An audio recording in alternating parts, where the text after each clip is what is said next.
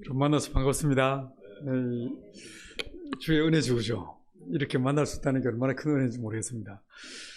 여러분, 이스라엘 민족이요, 출애굽했어요, 그죠? 출애굽해가지고요, 이제 그 출애굽의 이야기가 출애굽기에 나와 있죠.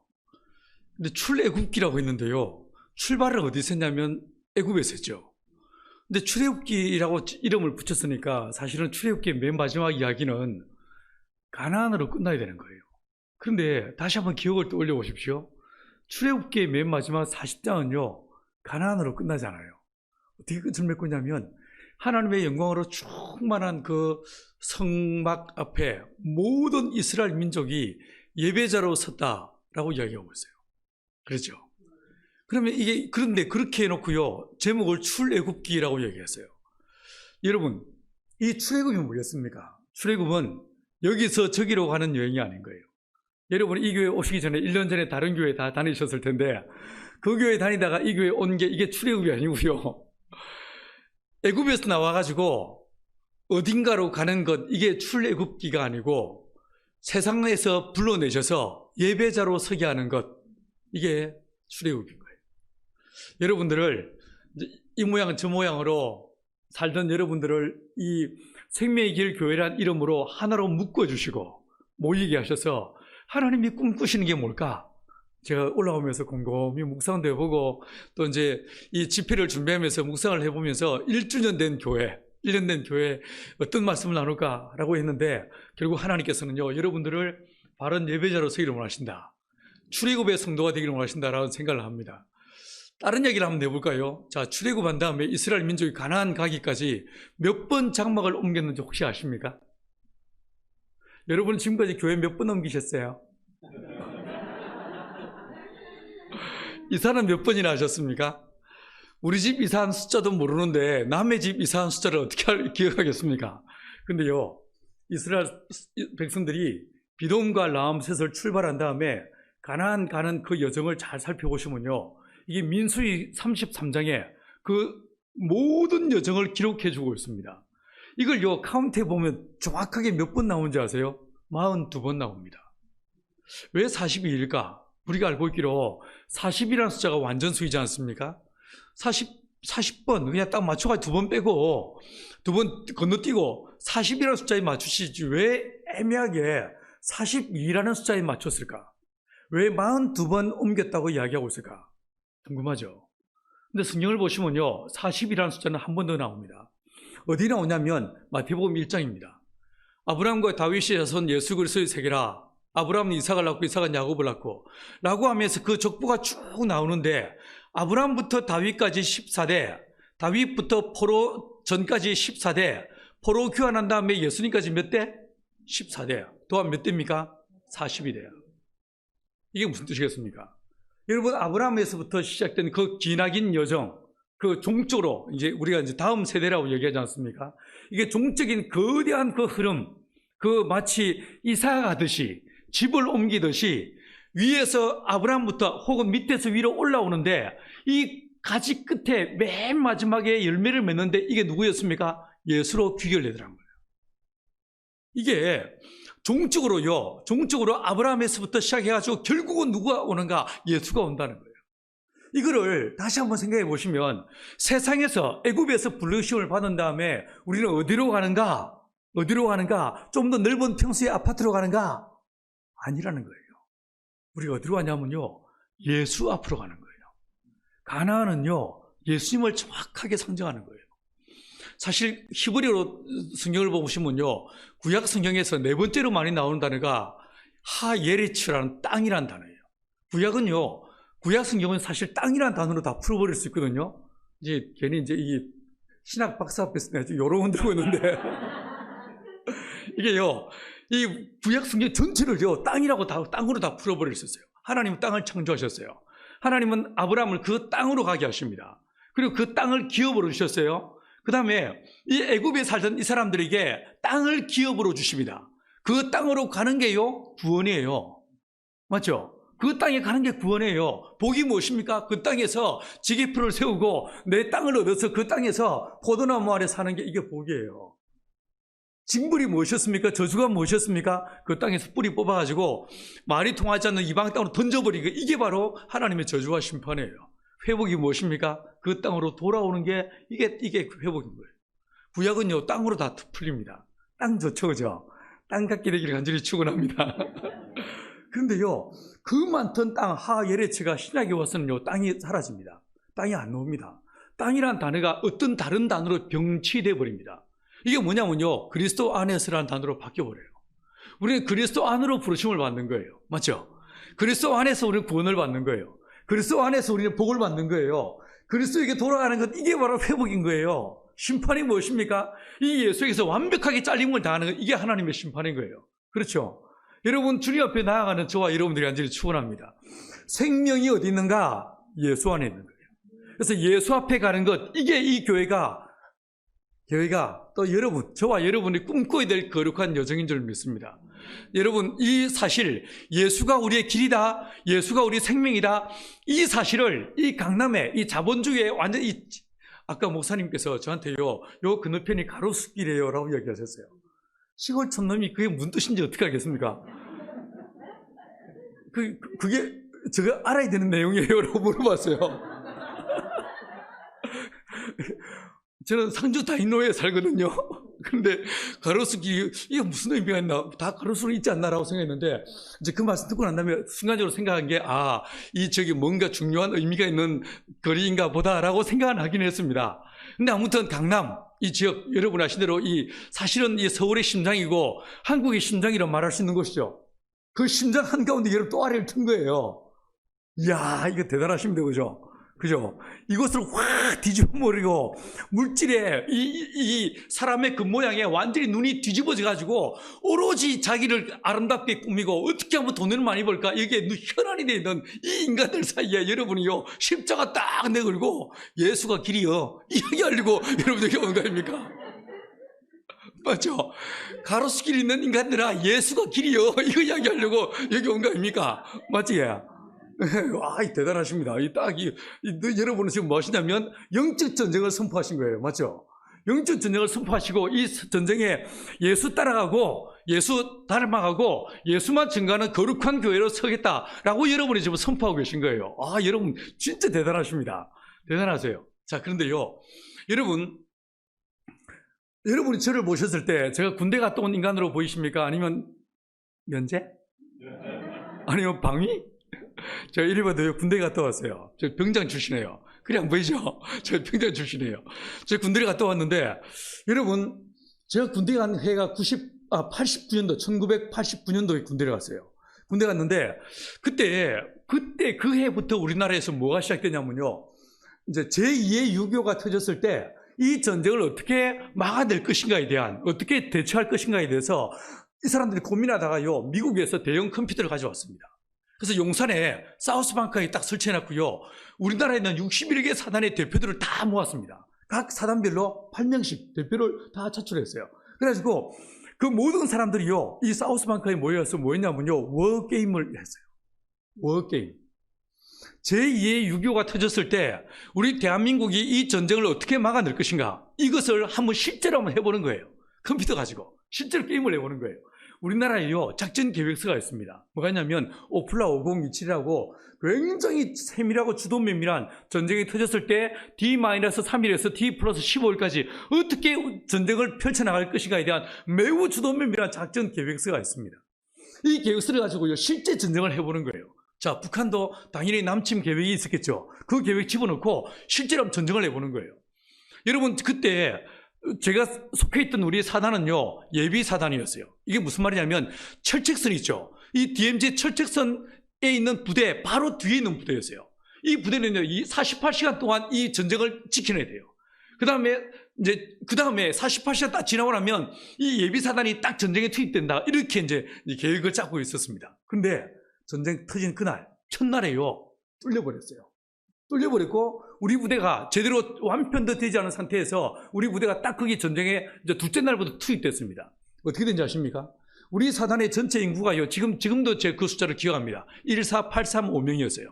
그런데 전쟁이 딱 터지고 난 다음에 하루 만에요, 우리 부대가 딱 투입됐고, 그 다음에 그 당일날, 그날 우리 부대 14,000명 중에서 12,000명이 죽습니다.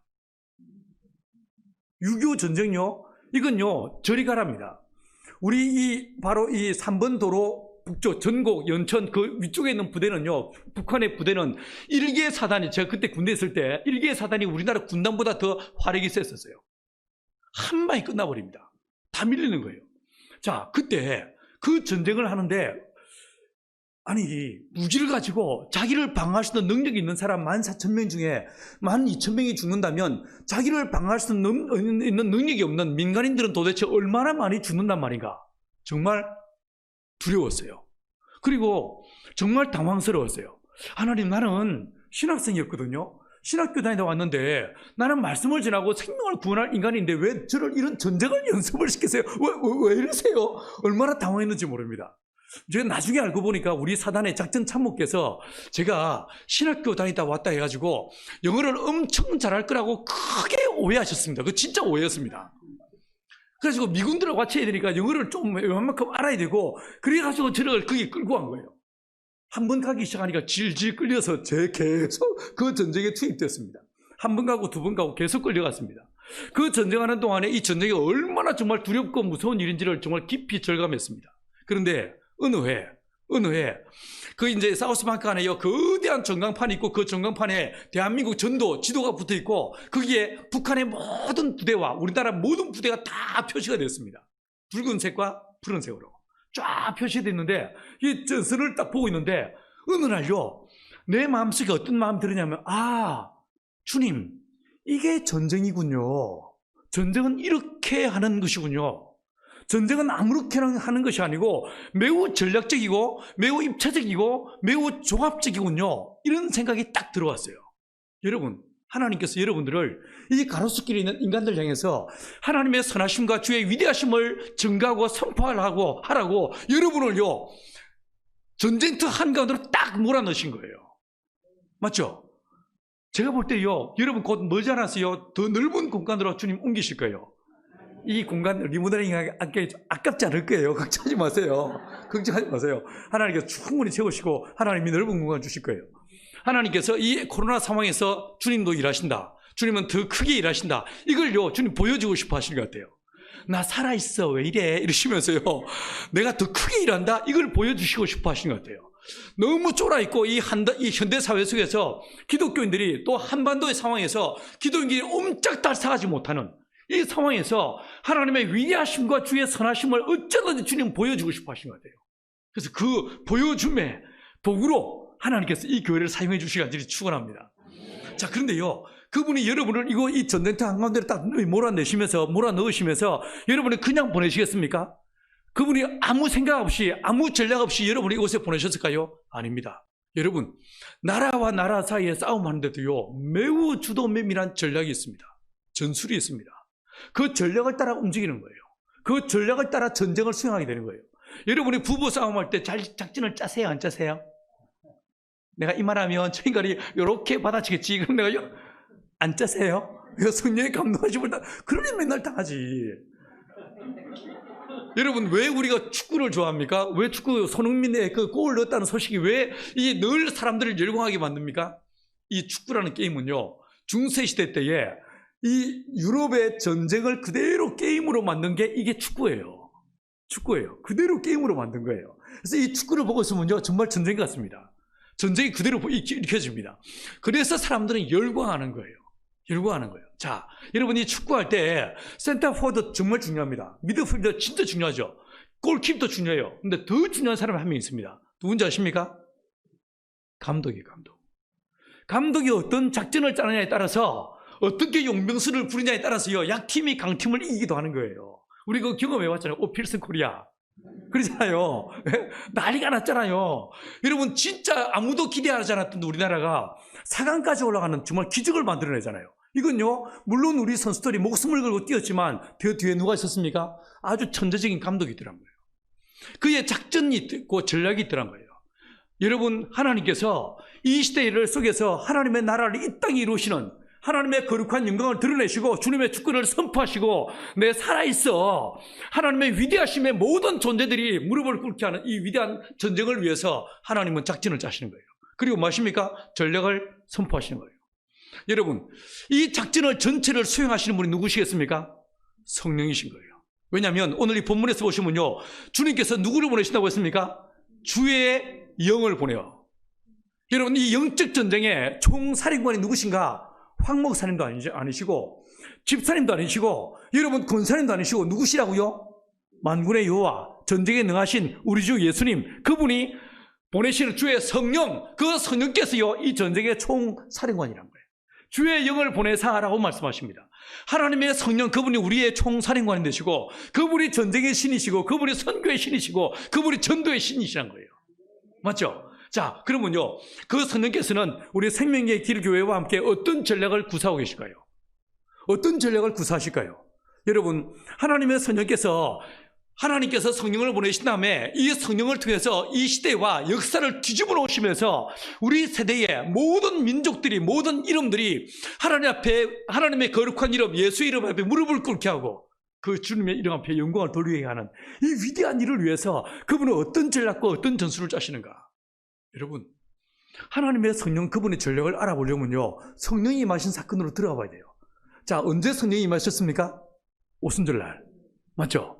어디에서? 마가의 다락방에서. 이게 어디에 기록되어 있습니까? 사도행전 2장에 기록되어 있습니다. 2장에서 보시면요, 2장 1절부터 47절까지 꽤 긴 장입니다.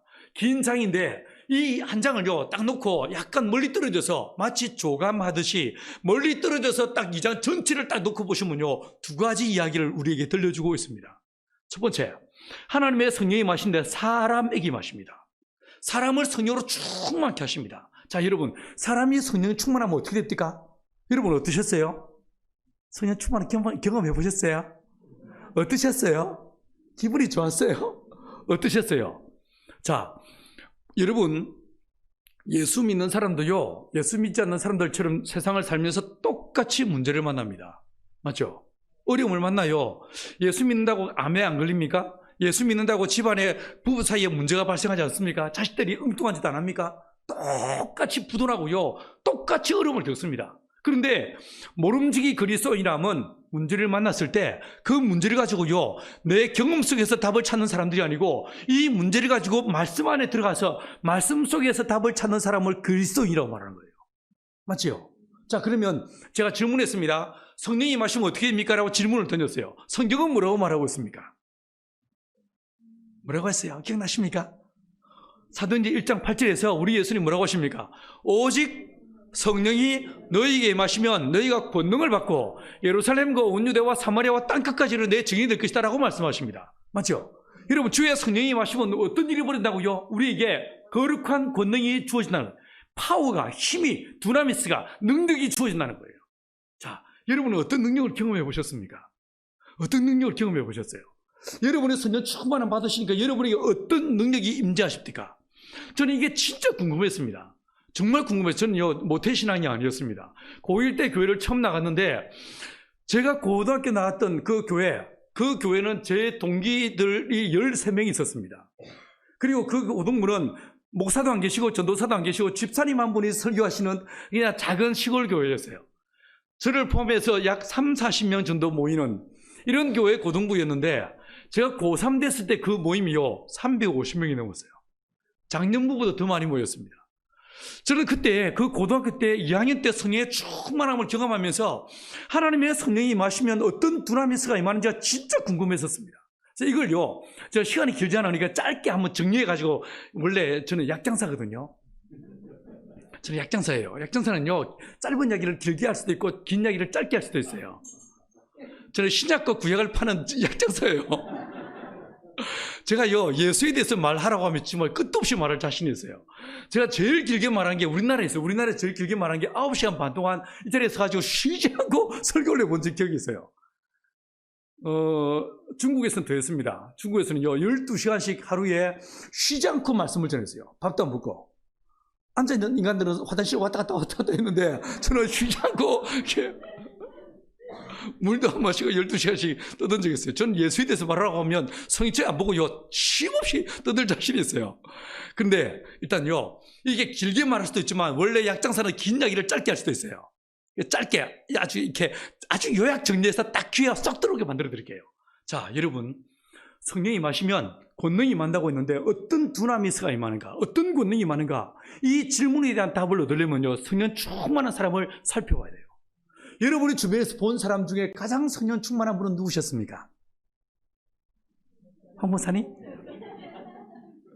본 게 없어. 농담이에요. 여러분, 진짜 성령 충만한 분은요, 우리 예수님이셨어요. 맞죠? 그는 근본 하나님의 본체시나 하나님과 동등됨을 취할 것을 여기지 않으시고 오히려 자기를 비우십니다.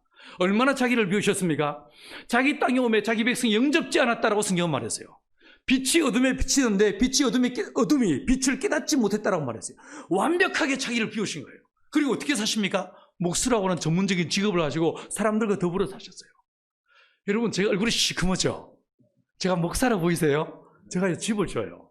제가 지금까지 의성에 옮긴 지 5년 됐는데 벌써 제가 집을 11채를 지었습니다. 목사라고 입으로 짓는 게 아니고요, 제가 이제 오토캐드 불법 다운로드 받아가지고 직접 설계해가지고 자재를 적설한 다음에 제가 집을요, 처음에 기초공사부터 쭉 제 손으로 합니다.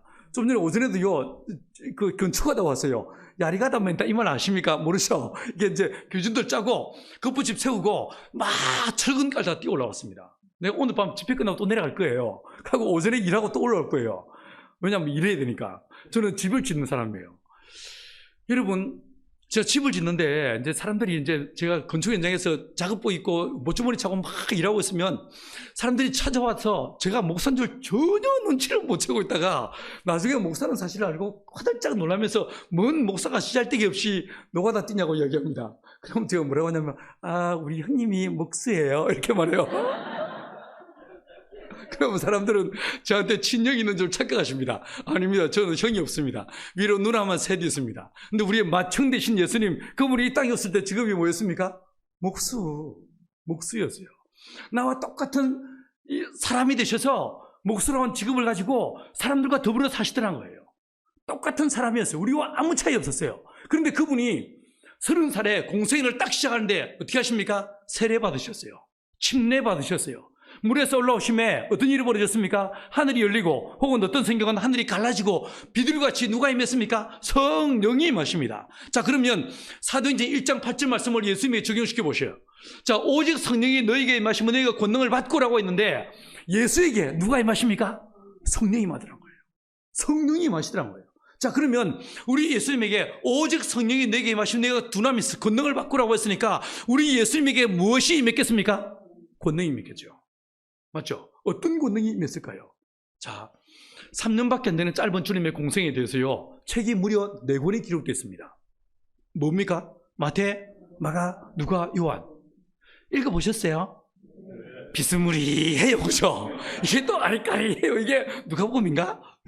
마태복음인가? 얼마나 헷갈리는지 모릅니다. 여러분은 이런 생각 해보신 적 없어요? 뭔 책이, 비스무리한 책이 4권이요. 그냥 마태, 마가, 누가, 요한이 모여가지고 쏙딱하게 회의한 다음에 책을 딱 한 권으로 만들었으면 들고 다니기 편하고, 안 그러겠어요? 이게 안 헷갈리고 얼마나 좋았을까? 근데 굳이요, 아리까리한 책을 4권이나 써놨어. 왜 4권을 썼을까? 왜 책이 4권일까? 여러분, 제가 볼 때는요, 이 책은 귀납법적으로 기록되어 있는 것 같습니다. 어느 신학자도 이렇게 말하고 있지 않지만 각각의 책에 맨 마지막에 나와 있는 예수님의 캐리그마, 예수님의 친언, 맨 마지막에 하는 주님의 친언이요, 그 전체 본문의 주제요, 결론과 같은 것 같습니다. 자, 하나씩 살펴보십시다. 자, 마태복음 28장 안 쳐주셔도 돼요. 그냥 들으세요. 일단요, 제 이야기는요, 적을 게 없어요. 적어도 집에 가서 안 보잖아요. 그죠? 적지 마세요. 그냥 들으세요. 두 번째로요, 이게 이상한 이야기도 없습니다. 그냥 다 아는 이야기 하니까 절대로 헷갈려 할 것 없이 그냥 벌리고 제 이야기를 들으세요. 설교는요, 온 얼굴로 귀로 듣는 게 아니고 온 얼굴로, 온 몸으로 듣는 거예요. 맞지? 그죠? 그러니까 그냥 아무 생각 없이 들으시면 돼요. 찾을 필요도 없어요. 그냥 한번 내가 구절 쭉쭉 말씀드릴 테니까 떠오르실 거예요. 한 번은 읽어보셨을 테니까. 자, 마태복음 28장 18절 이에서 뭐라고 하십니까? 하늘과 땅의 모든 권세를 내게 주셨으니 그러면 너희는 가서 모든 민족으로 제자를 삼아 아버지와 아들과 성령 이름으로 세례를 주고 내가 너에게 분부한 모든 것을 가르쳐. 에디다케, 가르쳐 지키게 하라. 가르친다라는 말이 나와요. 그런데요, 보시면 제가 좀 별나게 생겼죠, 그죠? 제가 농사를 짓기 시작하면서, 이 온누리교에 있다가 그만두고 이제 보은에 내려가서 농사를 짓기 시작하면서, 여러분이 아시다시피 목사라는 인간은 원래 입으로 먹고 사는 인간이거든요. 내 손으로 뭔 짓을 해봤겠습니까? 그래서 전혀 농업에 대한 경험도 없고 지식도 없는 제가 농사를 짓기 시작하면서 어떻게 할까 고민하다가 여러 가지 공부도 하고 막 하다가 나중에는요, 내가 직접 흙을 먹어보기 시작했어요. 농사라는 것은 사람이 하는 게 아니고 땅이 하는 일이었어요. 땅이 하는 일을 사람이 조금 도와주는 거에 불과해요. 농사는 땅이 하는 일이에요. 그 땅이 달라야만, 땅이 좋아야만 결과물이 좋을 수밖에 없고, 사람들이 하는 일은 땅을 좋게 만들어주는 일이 사람이 하는 일이에요. 그래서 처음에는요, 어떤 땅이 좋은가, 어떤 흙이 좋은가 몰랐어요. 그래서 우리 동네에 있는 모든 논과 밭의 흙을 다 내 입으로 맛을 봤어요. 일일이다. 두 번째로 한 게 뭐냐면요, 우리 동네에 약 5만 7천 평의 논이 있었는데 그 논들마다 다니면서 벽시가 몇 개 맺히는지를 세알해 봤어요. 이시 어르신이 올해 논에 거름을 몇 번 했고 약을 몇 번 쳤는데 나달이 몇 개 맺혔는지를 이걸 관찰했어요. 이시 어르신 논에, 정시 어르신 논에 이걸요 늘 관찰했습니다. 어느 날 매일 흙을 먹던 어느 날 이 흙맛이 차이가 느껴지기 시작합니다. 그 다음에 이 나달들이를 카운트하면서 벼가 뭘 좋아하는지가 내 속에 정리가 되기 시작했어요. 여러분 좀 희한하죠, 그죠? 여러분 집에서 교회까지 오는 동안에 신호등 몇 개? 아세요? 좌회전 몇 번, 우회전 몇 번 아세요? 알 리가 없지. 그걸 왜 세고죠? 그냥 오면 되지. 근데 이건 저는요, 참 성질이 들어가지고 이걸 카운트합니다. 톨게이트에서 뺑 빠져나와가지고 몇 번, 좌회전 몇 번, 이걸 세고. 성질 더럽죠, 그죠? 이거를 에디다케, 가르친다라는 말이 각각의 복음서에 몇 번 나온지를 다 카운트해보는 거예요. 나온 거예요. 사복음서를요, 헬라어로 된 책을 대조표가 있습니다. 동일한 컨텍스트에서 각각의 책이 어떻게 말하고 있는지를 비교하는 책이 있어요. 이 책을 펴가지고 쫙 찾아봤어요. 자, 이 에디다케, 가르친다라는 말이 어느 책이 제일 많이 나올까요? 마태복음이에요. 이 마태는요, 습관처럼 동일한 상황에서 습관처럼요, 에디다케, 가르치시고, 가르쳐 가라사대, 가르치시기를 입을 열어 가르쳐 가라사대, 이 말을 계속 반복해 쓰고 있습니다. 이게 무슨 뜻이겠습니까? 마태가 3년을 주님을 따라다녔습니다. 지켜보았습니다. 그 결과 마태의 눈에 비친 우리 예수님은 어떤 분인가? 하나님의 성령이 임하시니까 그분은 진리의 성령이십니다. 그 진리로 우리를 자유케 하시는 분이 주의 성령이십니다. 맞죠? 여러분, 진리 가운데로 이끄시는 분이 주의 성령이십니다. 그 성령이 예수에게 마시니까 예수님께서 그 말씀의 영이신 주의 성령에 충만함 받아서 어떻게 하십니까? 말씀을 사람들에게 가르쳐 주시고 전파하시고 이 말씀으로 하나님을 알게 하시더란 거예요. 여러분, 하나님의 성령이 마시면 우리에게 첫 번째 어떤 일이 벌어지는가? 말씀을 깨닫는 은혜를 주시는 거예요.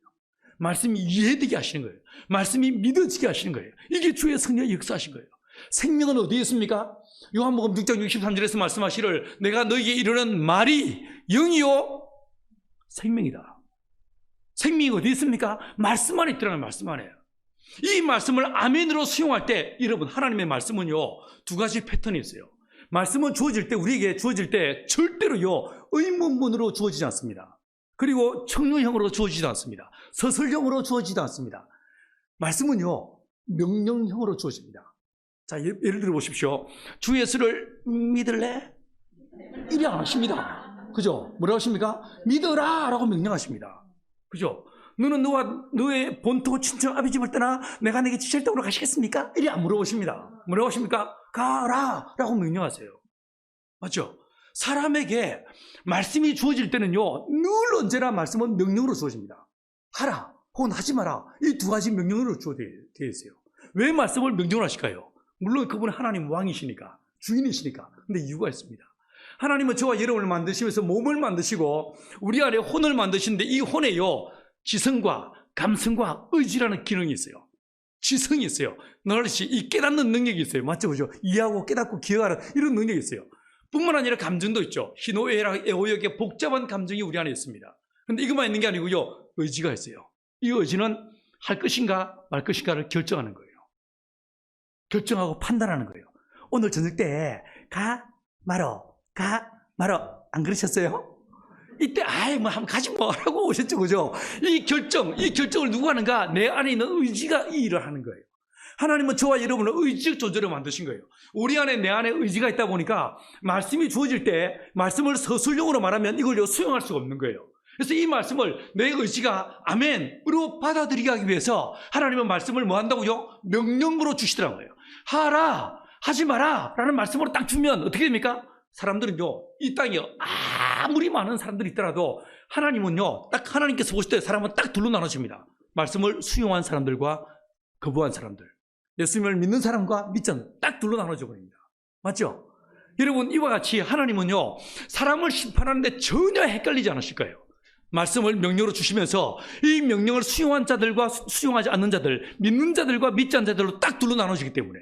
자, 여러분, 하나님의 성령께서 우리 가운데 오셔서 첫 번째 어떤 권세와 능력을 주시는가? 말씀이 믿어지게 하시는 거예요. 말씀이 이해되게 하시는 거예요. 이 말씀이요, 내 삶 속에서 들어와서 내 삶을 지배하고 다스리고 통치하게 만드시는 이 권세가 우리에게 주어지게 되더란 거예요. 그리고 더 나가서요, 내가 누군가에게 이 말을 하지 않고는 견딜 수 없는, 전도하지 않고는 견딜 수 없는, 예수를 말하고 싶어서 입이 건질거리는 이런 일들이 일어나게 만드신다는 거예요. 이런 일이 우리 생명의 길 교회 안에 있게 되기를 간절히 축원합니다. 하나님의 성령께서 여러분에게 말씀의 권세를 주시고 말씀의 능력을 주셔가지고 여러분이 가끔 성경을 가르칠 때 보시면요, 가르쳐 보셨어요? 1대1이나 이런 거 해보셨어요? 내가 전혀 준비하지 않은 말이 내 입에서 막 나오는데, 어머, 어떻게 내 입에서 이런 말이 나와? 라고 하면서 내 말에 내가 은혜 받아본 적이 있시요, 없시요? 있죠, 그죠? 이게 뭡니까? 주의 성령께서 그 할 말을 기억나게 하시고 이 말씀을 떠올려주시고 이 말씀이 조합되게 하시는 거예요. 누구십니까? 성령이신 거예요. 하나님의 성령께서 우리 안에 말씀의 능력을 더하시더라는 거예요. 여러분, 사도들 보십시오. 오순절날 마가의 다락방에서 성령의 충만을 받았습니다. 백성의 관원과 장로들이 이 예수의 제자들을 봤을 때에 지식 없는 범인으로 보였습니다. 딱 저처럼 보였어요. 얼굴 거무튀하고 딱 촌놈으로 보였어. 그런데 이 사람들이 뭐라고 합니까? 성령 충만을 받고 난 다음에 여러 부형들이요, 내 말을 들으라, 말하기 시작합니다. 내 말을 들으라, 말하기 시작했고, 이 말이 사람들의 폐부를 찔러 쪼개면서 어떻게 합니까? 우리가 어찌할꼬 통회하며 자복하며 주 앞에 나오게 됩니다. 맞죠? 여러분, 하나님의 성령이 마시면 어떤 일이 벌어지는가? 우리 안에 이 말씀의 능력이 주어지는 거예요. 말씀의 지식과 말씀의 지혜와 말씀의 권능이 주어져서 이 말을 전하게 하시고 이 말에 권세가 있어서 이 말대로 되는 이런 은혜가 있게 하신다는 거예요. 할렐루야. 이 생명의 길 교회 이 4층에 올라오기도, 2층에 올라오기도 진짜 힘들죠. 무릎 아픈 사람 진짜 힘들죠, 그죠? 계단 높이가 달라. 뭔 집을 이따구로 지었는지 몰라. 제가 목수라서요, 이 느낌이 바로 타 왔어요. 근데 이곳에 오는 사람들이 이 코로나 시대에도 불구하고 아까 집사님 기도대로 그런데도 불구하고 하나님 보내시는 인간들이 있지 않습니까? 이 사람들 이 교회에서 예수를 만나고 말씀이 믿어지고 말씀이 이해되어지고 가슴이 뜨거워지는 이런 은혜가 있게 되는 줄 축원합니다. 여러분, 하나님의 성령이 마시면 첫 번째 어떤 일이 벌어지는가? 말씀의 권능이 주어진다 라고 말했습니다. 이 권능이 저와 여러분 모두에게 주어지게 되기를 간절히 축원합니다. 이 말씀의 권능이 주어져야 이 가로수길을 뒤집어 놓지. 안 그래요? 네? 여러분이 저 가로수를 돈으로 뒤집겠어요? 아니면 뭐 인물로 뭐 뒤집겠습니까?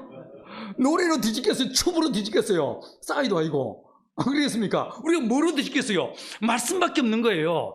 그래서 하나님은 뭐 하시는가? 소리가 난무하는 이 시대에 생명이 담긴 진리의 말씀이 선포되게 하시는, 그래서 그 말씀으로 시대를 바꾸고 역사를 바꾸고 민족을 바꾸기를 주님 바라시는 거예요. 할렐루야. 그래서 주님의 성령이 마시면 첫 번째 말씀의 권능이 임한다는 거예요. 말씀의 권능이. 두 번째가 있습니다. 뭡니까? 마가복음이에요. 마가복음 16장 17절 이하 기억나십니까? 믿는 자들에게 이런 표적이 따르리니 저희가 내 이름으로 귀신을 쫓아내며 새 방언을 말하며 뱀을 죽으며 무슨 독을 마실지라도 해를 받지 않으며 병든 자에게 손을 얹은 적 나으리라. 자, 이게 무슨 내용입니까? 이적과 표적에 대한 이야기예요. 자, 그러면요, 동일한 패턴으로 각각의 복음서, 사복음서에서 딱 펴놓고요. 예수님이 이적을 행하셨던 것들, 귀신을 쫓고 병든 자를 치유하고 죽은 자를 살리고, 그리고 이 소생 이적을, 이 자연 이적, 물로 포도주를 만드시는 이런 많은 이적들이 있는데 약 4가지 혹은 5가지의 카테고리로 구분되어집니다. 이 이적들이 어느 책에 제일 많이 나올까요? 마가복음이에요. 제일 짧은 책인데 16장밖에 되지 않는데 절수를 다 합치더라도요 678절밖에 되잖아요. 가장 짧은 책인데 가장 풍성한 이적과 표적을 다루고 있어요. 그리고 맨 마지막에 가서 이적 이야기를 딱 해주고 있어요. 이게 무슨 뜻이겠습니까? 마가 요한은 주님의 사도가 아니었습니다. 맞죠? 근데 이 마가 요한이 주님을 옆에서 지켜본 결과 우리 예수, 자기와 비슷한 또래에, 그것도 갈릴리 나사렛 촌놈, 그 촌분에게 주의 성령이 임하시니까 우리 예수님이요, 그가 이해할 수 없는, 형용할 수 없는, 도대체 이해할 수 없는 어떤 능력이 우리 예수에게 주어져서 손을 대면 귀신이 떠나가, 병든 자가 치유돼, 귀신이 떠나가고 죽은 자가 살아나, 문둥이가 깨끗게 돼. 미치겠어. 이게 너무 이 마가의 마음에 확 박힌 거예요. 그래서 이 마가 요한은 사복음서 중에서 가장 많은 이적과 표적을 모아서 그 책에 담고 있는 거예요. 여러분, 무슨 뜻이겠습니까? 하나님의 성령이 임하시면 두 번째 어떤 권능이 임하는가? 이적과 표적을 행하는 생명의 능력이 주어진다는 거예요. 할렐루야. 여러분, 주의 성령, 그분은 생명의 성령이 되십니다. 맞죠? 그 주의 성령이 임하시면 여러분, 우리가 요 사복음서를 보면서 크게 오해하고 착각하는 것이 있습니다. 우리 예수님이 귀신을 쫓고 병든 자를 치유하는 걸 보면, 아이고 이거야 뭐 예수님이 하나님의 아들이지 그렇지, 난 아니요 천만에 만만에 콩떡이 옵시다. 아닙니다. 예수님요 자기를 완벽하게 비우셨어요.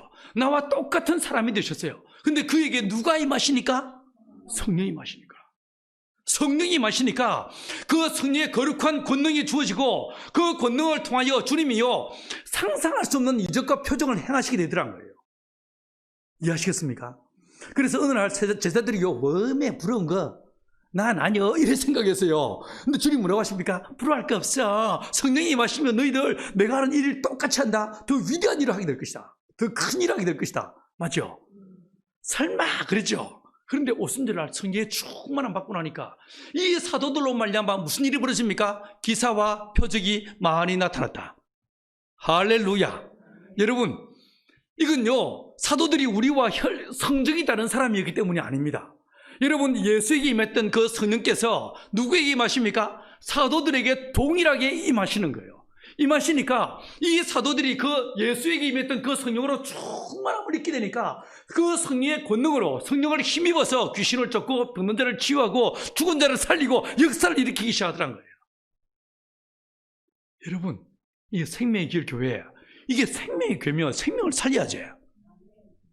무슨 살이세요? 이 병원에, 이 주변에 병원이 얼마나 세버렸는데 그건 그거고 이건 이거고. 맞죠? 안 그래요? 여러분이 교회 다니는데 여러분이 진짜 결단하고 이 교회에 오셨지 않겠어요? 오다가다 왔습니까? 아니잖아요. 뭔가 굳은 결심을 가지고 정들었던 교회 그 식구들 다 정리하고 오기에 얼마나 힘들었겠어요. 근데 여기 왔는데 아무 실 아니요. 아무 일도 없어. 얼마나 이 본전세가 나겠습니까? 맞죠?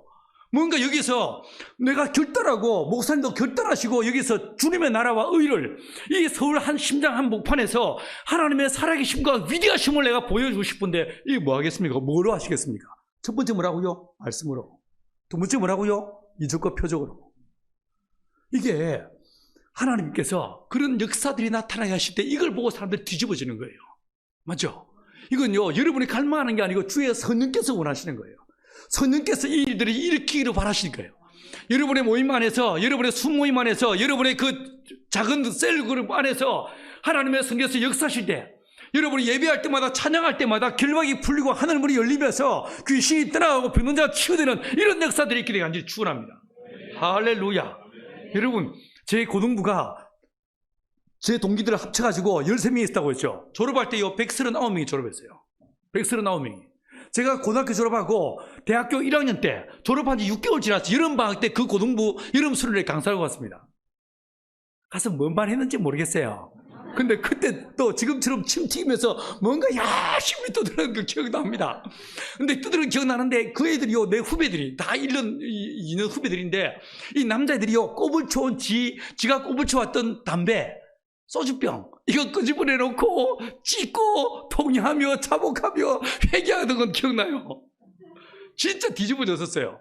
여러분, 이런 게 가끔은 일어나야 예수 믿는 맛도 나고, 안 그래요? 맞죠, 그죠? 여러분, 우리 생명의 길 교회 안에 그냥 점잖고 아주 이렇게 노블한 이런 식의 교회가 아니라 우리 체면 뭐 중요하겠습니까? 주의 성령이 마음껏 역사하시는, 안 그렇습니까?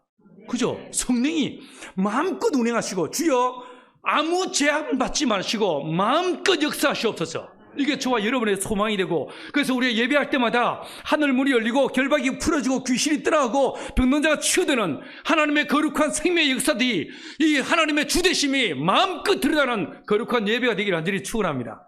할렐루야. 여러분, 주의 성령이 임하시면 첫 번째 말씀이, 두 번째 이적과 표적을 행하는 능력이 주어진다라고 말하고 있는 거예요. 이게 예수님만이 아니고 사도들이 또한 뿐만 아니라 한국 교회 안에서 똑같이 이런 일이 벌어지더라는 거예요. 자, 여러분, 저는요, 모태신앙이 아니었다고 했죠. 고1 때 처음 교회를 나왔어요. 저희 어머니가 우리 집에 시집 오셔서 종갓집에 시집 오셨는데, 강시 종갓집에 시집 오셨는데, 저 위로 딸만 스트레이트로 딸만 셋 낳았어요. 얼마나 불안했을까, 아니. 종갓집 여자가, 맏며느리가 딸만 셋 낳았으니까 얼마나 불안하셨겠습니까? 그래서 용한 절에 가서 100일 붉은 끝에 제가 태어났어요. 제가 어릴 때 머리를 이렇게 길러본 적이 없었습니다.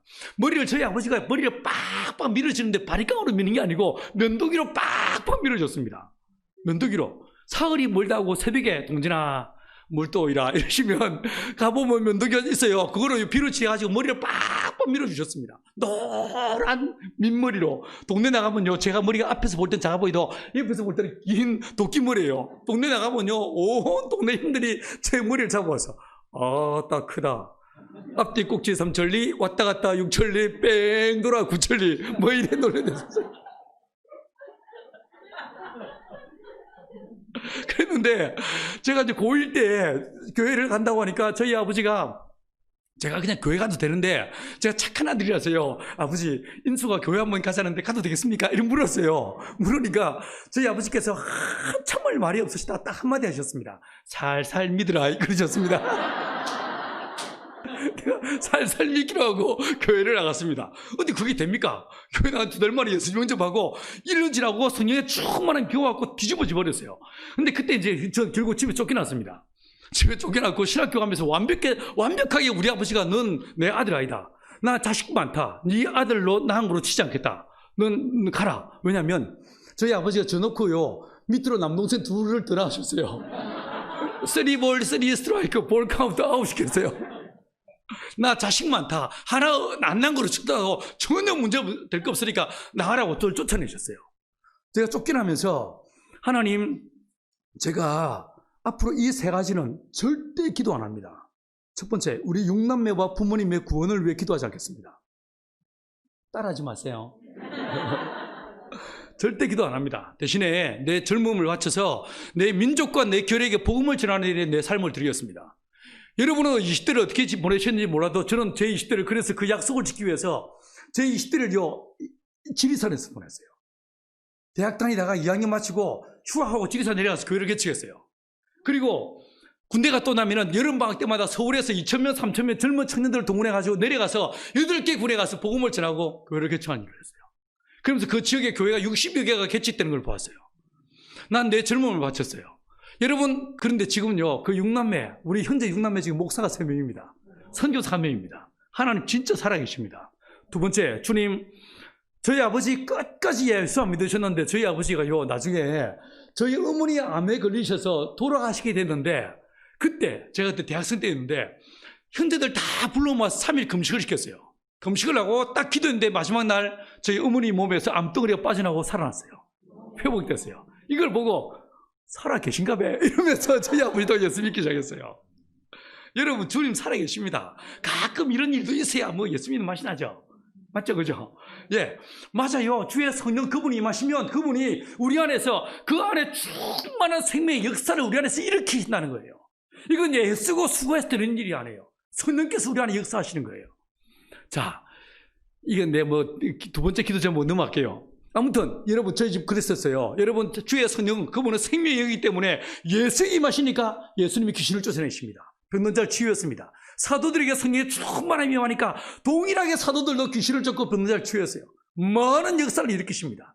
똑같이 오늘날 이 생명의 길 성도들 안에 하나님의 성령이 운행하시고 역사하시면 동일한 역사들이 일어나게 될 줄 믿습니다. 주여 우리 교회 안에 이런 역사하심이 날마다 경험되게 도와주시옵소서. 할렐루야. 그래서 정말 생명이 뭔지를 보여주는 교회가 되게 도와주십시오. 여러분 사람의 피는요 사람의 생명이 있어요. 짐승의 피는요 짐승의 생명이 있어요. 맞죠? 그러면 예수의 피는 누구의 생명이 있겠습니까? 하나님의 생명이 있죠. 안 그래요? 하나님의 생명이 있는 거예요. 그 생명이 주님 말씀하시는 내 살을 먹고 내 피를 마시라고 말씀했어요. 신앙은요, 기독교는요, 묵상하는 종교가 아니에요. 이거 맛보는 종교예요. 체험하는 종교예요. 예수님께서 내 살을 먹어라, 내 피를 마시라라고 말씀했어요. 그리고 성령의 충만함을 받으라라고 말씀했어요. 맞죠? 여러분 이 교회 안에서 그 성경이 기록된 말씀이 레마의 말씀으로 살아 꿈틀거리면서 내 삶을 휘어잡으시고 내 삶 가운데 그 말씀이 살아 꿈틀거리고 말씀이 나를 지배하시는 역사에 기대기 완전히 축원합니다. 맞죠? 이 물질주의로 이 인본주의로 충만한 이 가로수 난 가보지도 않았는데 이 강남에서 뭐로 여러분 우리가 예수를 전하고 뭐로 우리가 이 세상을 뒤집어 버릴 수 있겠어요? 안 그렇습니까? 주의 성령의 역사심, 그분의 역사심에서 말씀이 내 앞에서 내 눈앞에서 말씀이 말씀대로 되어지는 이걸 볼 때 사람들이 뒤집어지는 거죠. 여러분 이 말씀이 말씀대로 되어지는 말씀이 살아서 꿈틀거리는 걸 보여주는 믿음의 교회로 이 생명의 길 교회가 쓰임받게 되기를 축원합니다. 그 일을 위해서 여러분 주의 성령께서 여러분 안에 역사하시고 하나님의 성령께서 역사하시면서 결박이 풀어지고 귀신이 떠나가고 병든 자가 치유되는 역사들이 있게 되기를 간절히 축원합니다. 세 번째로 여러분 누가는 무슨 말하고 있습니까? 세 번째 책 누가복음 24장 49절 이하에서 주님 뭐라고 하십니까? 성천하시기 직전에 주님 말씀하시를 볼지어다 라고 말씀하신 다음에 내가 내 아버지께서 약속하신 것으로 너희들에게 능력으로 피어올 때가 너희는 일생에 머물라 라고 말씀했어요. 스테이 하라고 했어요. 아버지 약속하신 바 위로부터 능력으로 피어올 때까지 너희는 일생에 머물라 라고 말씀하십니다. 자, 이게 무슨 말 같습니까? 아리까리하죠. 근데 누가는요 책을 누가복음만 쓰지 않았어요.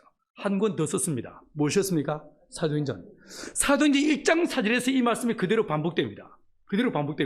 그런데 유하라, 이 성을 떠나지 말라 라고 말씀하셨는데 이 성에 머물라, 스테이하라는 이 말씀을 사도들은 어떻게 이해했냐면요, 사도행전 1장 14절에 보니까 예수의 제자들이 예수의 모친과 아우들로 더불어 함께 모여서 뭐합니까?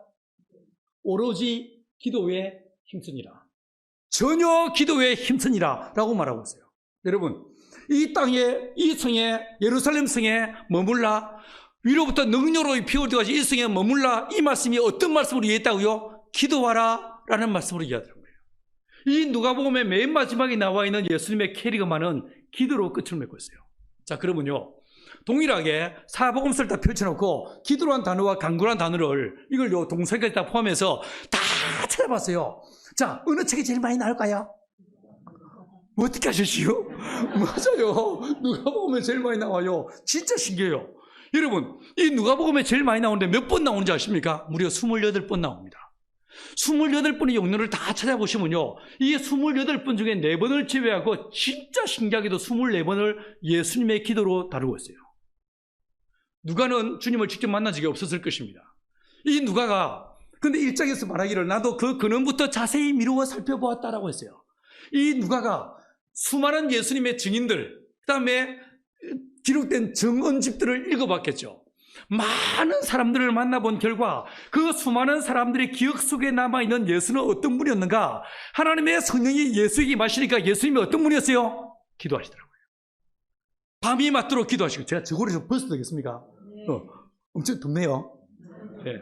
이거 거치하게. 자, 여러분 밤이 맞도록 기도하십니다. 새벽 오히려 미미에 깨어서 기도하십니다. 맞죠? 한적한 곳으로 와서 기도하십니다. 자, 보세요. 사복음서 딱 펴놓고 보시면요. 주님의 세례 혹은 침례 장면은 사복음서에 다 등장합니다.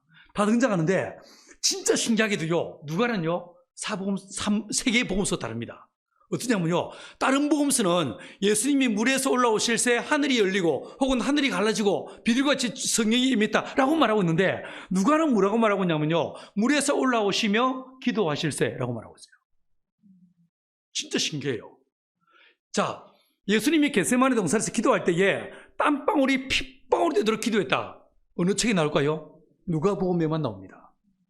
십자가에 못 박히신 다음에 아버지여 저들을 사하여 주십시오. 이 마지막 가상 7원 중에 하나의 기도고, 이거 어디에 나올까요? 누가복음에만 나옵니다.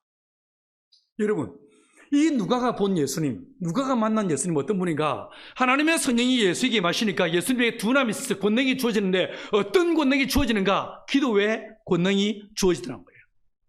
하나님의 성령, 그분은 교제케 하시는 영이십니다. 교통케 하시는 영이십니다. 목사들이 축도할 때 고린도후서 13장 말씀으로 축도하죠. 우리 주 예수 그리스도의 은혜와 하나님 아버지의 사랑과 성령님의 감동 내주 교통이 막 해요. 역사하심을 막 얘기해요. 바울은요, 딱 한 단어를 썼어요. 어떤 단어였습니까? fellowship. 교통케 하심을 쓰고 있어요. 하나님의 성령은 어떤 일을 하시는가? 나와 너 사이에 막힌 나무를 허무시고 우리를 하나 되게 하시고요, 하나님과 우리 사이에 막힌 나무를 허무시면서 예수의 피로 허물어 버리시고 우리로 주 앞에 예배자로 서게 하시는 분이 성령이시라는 거예요. 할렐루야.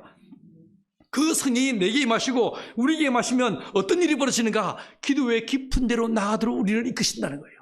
기도의 삶을 살게 하신다는 거예요. 기도의 그 신비한 맛을 맛보게 하신다는 거예요. 여러분, 이게 뭡니까? 지금 이 장소가 어딥니까? 여기 어딥니까? 이걸 뭐라고 부릅니까? 이걸 예배당이라고 부릅니까? 천만에요. 예수님은 다른 용어로 쓰셨어요. 내 집은 만민의 기도하는 집이라고 말씀했어요. 우리는요, 지금 예배할 수 있는 이 회중석을 이렇게 제일 먼저 신경을 씁니다. 사운드 신경 쓰고 조명을 신경 써요. 그런데요, 주님 뭐라고 하시냐면, 교회는 뭐냐? 기도하는 집이다. 만민이 기도하는 집이다 라고 말씀하셨어요. 그래서 하나님의 성령이 예수에게 임하시니까 예수의 삶은요, 오로지 기도의 삶을 사셔요. 맞죠? 사도들요, 기도할 줄 모르는 인간들이었어요. 우리하고 비스무리했어요. 맞죠? 비스무리했어요. 겟세마네 동산에서 1시간만, 1시간만 깨어 기도해달라고 했어요. 어떻게 합니까? 다 잠들었어요.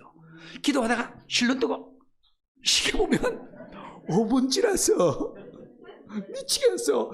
시간 그렇게 잘 가던 게, 게임할 때 그렇게 잘 가던 게 눈만 떠고 기도만 시간이 안 가. 웜에 미치겠어. 여러분, 베드로 사도들 똑같았어요. 근데 이 사도들이 성령의 충만한 받으니까 이 사람들이 뭐라고 말합니까? 3장 1절에서 제9시 기도 시간에 기도하러 베드로와 요한이 기도하러 성전 미문으로 올라갔다라고 말하고 있어요. 맞죠? 6장 9절은 뭐라고 말합니까? 우리는 기도와 말씀 전한 일에 전무하리라라고 말씀하십니다. 맞죠? 기도의 사랑으로 바뀝니다. 기도의 사랑으로. 맞죠? 여러분, 하나님의 성령이 마시면요, 나의 의지와 관계없이, 나의 경건과 아무 상관없이 우리를 어디로 이끄십니까? 기도의 자리로 이끄시더란 거예요. 하나님의 거룩한 보좌 앞으로 나가게 하시고 거기서 기도하게 우리를 만드시더란 거예요. 여러분, 성령이 이끄시는 기도, 성령이 우리를 이끌어 나가시는 그 기도의 그 깊은 맛을 이 교회에서 맛볼 수 있게 되기를 축원합니다. 여러분, 선포하십시오. 이 예배당은 예배당이 아니다. 이건 어디라고요? 기도하는 곳이다. 24시간 깨어서 기도하는 자리다 라고 생각하시고, 여기서 대한민국을 위해서, 이 북한 땅을 위해서, 민족을 위해 기도하고 열방을 위해서 기도하는 거룩한 기도의 전이 되어지기를 간절히 축원합니다. 흔히 말해서 작전 짜는 곳, 이걸 뭐라고 말합니까? 워룸이라고 말해요. 상황실, 작전 상황실. 이거 워룸이라고 말해요. 어디겠습니까? 우리에게 작전 상황실은 어디겠습니까? 기도실인 거예요. 기도하는 자리인 거예요. 여러분, 이 한 중심에서 여기서 예배요, 여기 아니라도 할 때 많아요. 주님 왜 여러분을 여기 왜 불렀다고요? 기도하라고 부르신 거예요. 집이 가까우시거나 사무실이 가까우시면요, 여기에 그냥 습관처럼 들리세요. 여기 와서 기도하세요. 여기서 와서 기도하세요. 여러분, 집에서 나올 수 없고 교통편이 불편하십니까? 그러면 이곳으로 마치 다니엘했던 것처럼 예루살렘 성을 향해서 난 문을 열고 기도했던 것처럼 이쪽으로 기도하세요. 손 들고 주의 역사사, 이 자본주의의 강력한 견고한 진이 무너지게 도와주십시오. 자본주의래, 돈이 최고래, 저 돈이 기본이래. 뭔 소리야? 우리는 하나님이 우리의 기본이고 우리는 신본주의야. 하나님 예수본주의야. 왜 아무도 안 해요? 그래, 동의를 안 하세요? 동의가 안 되세요? 여러분, 예수, 그분이 우리의 왕이야. 예수, 그분이 진짜 길이야. 예수님, 그분이 진짜 우리의 답이야. 그분이 우리의 소망이야. 이 이야기를 해야 되는 거 아닙니까? 그 이야기 하라고 여러분 여기 모인 거 아닙니까? 아니에요? 제가 본에서요, 뭐 하냐면 양계 학교를 해요. 제가 책을 한 거 쓴 게 없거든요. 하나 책을 쓴 게 없습니다. 많은 사람들이 많은 출판사에서 저한테 왔어요. 책 하나 쓰자. 심지어 한 목사님이 저한테 사람을 4번이나 보냈어요. 두란노 그분이 오늘의 목사이기도 했지만 그분이 출판사 사장님이셨거든요. 강 목사, 이거 대박 난다. 대박 난다. 이거 감이 온다. 1부 지리산에서, 2부 온누리에서, 3부 보원에서 챕터가 다 정해주셔서. 여러분, 여러 출판사에 저한테 왔지만 내가 노라고 했어요. 다 노라고. 내 스승 되신 예수님이 책을 쓰신 적이 없으니 뭔 종이, 무익한 종놈이 뭔 책을 쓰겠습니까? 내가 책을 하나 쓴 게 있어요. 뭘 썼냐면요, 양계에 대한 책을 썼어요. 닭에 대한 책을 하나 썼는데, 그래서 사람들이 가르쳐달라 해가지고 양계를 내가 가르칩니다. 아침 6시부터 밤 9시까지 3박 4일 동안 처음에 5박 6일로 떠들다가 선교사들이 너무 시간이 없다고 해서 3박 4일로 줄여가지고 아침 6시부터 저녁 밤 9시까지 닭에 대해서만 오로지 닭에 대해서만 얘기합니다. 요즘은요, 귀농하는 사람들이 이걸 배워서 이제 양계하겠다고 저한테 찾아오세요. 근데 그 귀농자들 중에서 예수 전혀 모르는, 교회 한 번도 껴보지 않은 사람들이 이 양계학교 오거든요. 근데 첫날은요, 골똘히 들으시다가 두 번째 날 되면 뭐라고 하냐면, 아구가 딱딱 맞아. 딱딱 맞아. 이건 부인할 길이 없어. 이렇게 말해요. 셋째 날쯤 되면요, 자기 예수 믿겠다고 말해요. 이야기 들어보니까 진짜 하나님이 살아계신 것 같다. 나는 성령 구절 한 구절 얘기한 적이 없고요. 난 닭에 대해서만 얘기했어요. 닭 이야기 했는데 사람들이 그 닭 이야기를 통해서 예수를 믿게 돼요. 여러분, 주의 성령이 역사하셔서 여러분을 이곳에 보내신 이유와 목적을 분명히 하시기 바랍니다. 전쟁할 때요, 내가 누구인가? 내가 무엇을 위해서 존재하는가를 정확하게 이해할 때, 자기 아이덴티티를 정확하게 딱 세울 때 이 전쟁에 승리할 수 있는 거예요. 여러분은요, 여러 많은 교회 중에 하나에 온 게 아니에요. 이 21세기에 대한민국 땅 강남, 그것도 가로수길, 여기서 하나님의 살아계심을 증거하기 위해서 여러분 이 자리에 모이신 거예요. 아니, 여러분이 모인 게 아니에요. 하나님이 그 일을 하고 싶으셔서 여러분을 모으신 거예요. 맞죠? 그럼 자, 이곳이 뭐가 된다고요? 워룸. 이곳이 뭐가 된다고요? 기도의 자리. 이 집이요, 기도하는 장소가 되기를 간절히 축원합니다. 이 자리에서 날마다 무시로 깨어 기도하고 기도가 흘러 넘치는 거룩한 공간이 되고 장소가 되길 간절히 축원합니다. 그러다가 시끄럽다고 쫓겨났을 때에 하나님 더 큰 그 넓은 땅을 주실 거예요. 이래야 뭐 재밌지. 이게 감정이 되지. 안 그래요? 기도 진짜 한번 여러분 이제 뭐 보시니까 제가 보니까 뭐 주님 앞에 갈 날도 얼마나 남지 않은 분도 계신데 살아있을 동안에 뭐 하겠어요? 뭐 하겠어요? 기도나 하세요. 기도나 하세요. 애 다 키워놨고 뭐 하겠어요? 괜히 손톱 손잡고 앉지 마시고, 손톱 물들이고 이게 뭐 무슨 가방을 들까 이따위서 고민하지 마시고, 여러분 성경책 가방만 드시면 돼요. 무슨 가방 들까 고민하지 마세요. 오로지 기도의 자리, 깊은 기도의 자리. 여러분이 뭐 지금 이 자리에 이때 와가지고 뭐 능력을 행하시겠어요? 그래도 좋지. 그런데 기도는요, 돈이 안 들거든요. 맞죠? 이 시간에 여러분이 정말요, 기도하는데 바울이 뭐라고 했냐면 내가 몸 안에 있었는지 몸 밖에 있었는지 몰랐다고 했어요. 그죠? 이거 뭐겠습니까? 나를 초월하는 거죠. 주님의 품에 안겨서 악을 쓰고 때를 쓰는 혼자서 부르시는 기도가 아니라 기도에 더 깊은 데로 나가서 주님의 품에 딱 안겨가지고 주님과 대화하는 거예요. 이때 되면 어떻게 됐습니까? 시간을 초월하는 거죠. 어느 날 에녹이요, 어떻게 주님 나라에 갔는지 아세요? 어느 날 동행했다고 그러죠. 어느 날 주님이요, 찾아오셨어요. 저녁 무렵에. 야, 에녹, 밥 먹었냐? 예, 저는 먹었는데 주님 못 드셨어요? 나야, 네가 알지 못하는 양식이 있지. 라고 말씀하시면서, 야, 밥도 먹었는데 우리 산책이나 할까? 라고 주님 말씀하십니다. 이 동행이라는 단어가 산책이란 말과 같은 단어예요. 예, 좋아요. 라고 에녹이 주님을 따라 나섰습니다. 쭉 걸어가면서 동행을 합니다. 산보를 합니다. 산책을 했습니다. 공원을 거닐듯이.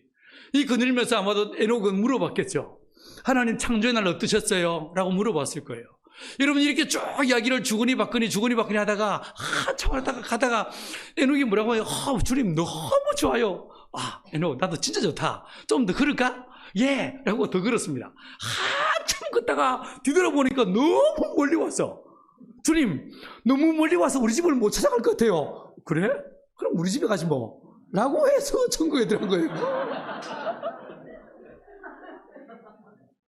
기도에 깊은 곳으로 들어가서 정말요 주님과 그 아름다운 교제와 사귐의 시간으로 한번 나아가 볼 수 있게 되간절히 축원합니다. 이게요 장소도 좁다. 차들이 막 다녀가지고 여러분이 웬만큼 고함 질러도 시끄러운 줄 몰라. 맞죠? 이게 차 소리 때문에 별로 사운드에 신경 쓸 게 없어. 마음껏 부르시는 거예요. 제가 집에서 고등학교 때는요 집에서 기도하려면 우리 아버지가 잠드신 거 확인하고 이불을 뒤집어 쓰고 성경을 보거나 이불을 뒤집어 쓰고 기도를 해야 했었어요. 그러다가 들키면 저희 아버지가 지근지근 밟으시고 성체 찢어버리시고 이러셨어요. 이러다가 내가 집에서 쫓겨나 신학교를 갔는데 여러분 전요 기도하는 게 너무 좋았어. 아무도 내가 기도한다고 방해하는 사람이 없어. 저녁 9시만 되면 박스 딱 줘가지고 운동장 한켠에 이 미루나무 아래 앉아가지고요 9시 때만 되면 쥐야 고함 지르고 기도하기 시작했어요. 너무너무 좋았어. 너무 좋았어요. 내가 누가 내한테 성경 본다고 야단치는 사람도 없었어. 성경이 뒤집어 쓰고 랜턴 켜고 보다 들켜가지고 이게 찢겨지고 불태워진 게 한두 번이 아니었는데 내가 성경 본다고 누가 야단치는 사람도 없어요. 이게 너무 좋았어요. 이 책을 내 손에서 놓지 않으리라 마음먹었어요. 이 책을요 어떻게 할까 고민하다가 면도칼로요 책빌로 다 찢어버렸어요. 찢어가지고 이걸 내 손에 들고 다녔어요. 주님 이 책을 내 손에서 놓지 않겠나이다. 이 말씀이 책에 기록된 말씀이 아니고 이게 내 안에 다 들어와서 내 안에서 말씀이 육신되게 하겠습니다. 이게 내 소원이었어요. 여러분 어느 날 딴 사람들은요 저녁에 밥 먹으러 가는데 나는요 밥 먹을 돈이 없었어요. 학교에서 학비 대줘서 공부를 했지만 내가 밥 사 먹을 돈이 없었어. 다들 밥 먹으러 가는데 난 밥 사 먹을 돈이 없었어요. 그래서 어디로 갔냐면 그때 되면요 저녁 먹을 때 되면 기도탑에 올라갔어요. 기도탑에 올라가서 딱 먼저 뭐 봤냐면 에베소서를 읽었어요.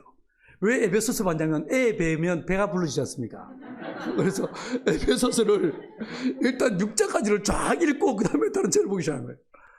그리고 어느 날은요, 어떤 날은 이게 참 많은 에피소드가 있는데, 어느 날은 이제 한 5시 반쯤에 성의실 들고 앉아서 보기 시작해서 너무 재밌어가지고, 주님, 어떻게 이런 말씀 하셨어요? 이건 무슨 내용이에요? 그럼 주님 가르쳐 주시고, 막 주거니 받거니 하면서 보다가, 한참 보다가 시간을 보니까 6시예요. 내가 30분밖에 안 읽었나? 보니까 다음날 아침 6시였어요. 여러분, 하나님의 거룩한 말씀의 깊은 곳으로 나가는 은혜가 있기를 간절히 축원합니다. 나이 들어서 뭐 하시겠어요? 더 이상 여러분 외모를 꾸미는데 신경 쓰지 마시고 주와 거룩한 교제와 사귐의 자리로 나가시기를 간절히 축원합니다. 아멘. 진짜요? 기도. 하나님의 성령이 임하시면 세 번째 어떤 권능을 주시는가? 기도의 권능을 주신다는 거예요. 기도의 능력을 주신다는 거예요. 주님께서 말씀하신 너희가 땅에서 매면 어떻게 된다고요? 하늘에서 매인다. 너희가 땅에서 풀면 어떻게 된다고요? 하늘에서 풀린다. 이래도 기도 안 하시겠습니까? 여러분 우리가요 예를 들어서 마태복음 10장에서 너희가 어느 한 마을에 갔다. 근데 그 마을에 가서 샬롬을 빌어라. 평안을 외쳐라. 근데 그 사람이 그 동네가 그 평안을 받기에 합당치 않으면 그 빈 평안이 어떻게 된다고 했어요? 내게 돌아온다고 했어요. 여러분 우리 기도는요 만군의 주 만왕의 왕 만물의 창조자이신 예수 이름으로 기도하는 거예요. 맞죠? 그러니 이 기도가 어떻게 땅에 들어지겠습니까? 절대로 땅에 들어지지 않는 거예요. 맞죠? 나라와 민족을 위해 기도하시고 이곳을 위해 기도하면 이 기도가 그 사람들이 받을 만하지 않으면 이 기도가 어떻게 된다고요? 내게 돌아온다는 거예요. 돌아온다는 거예요.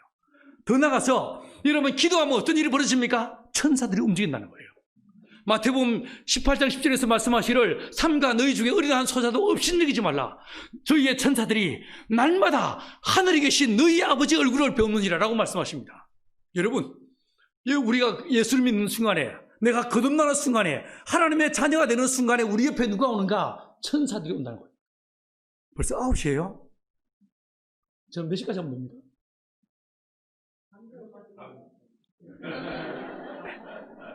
30분? 30분?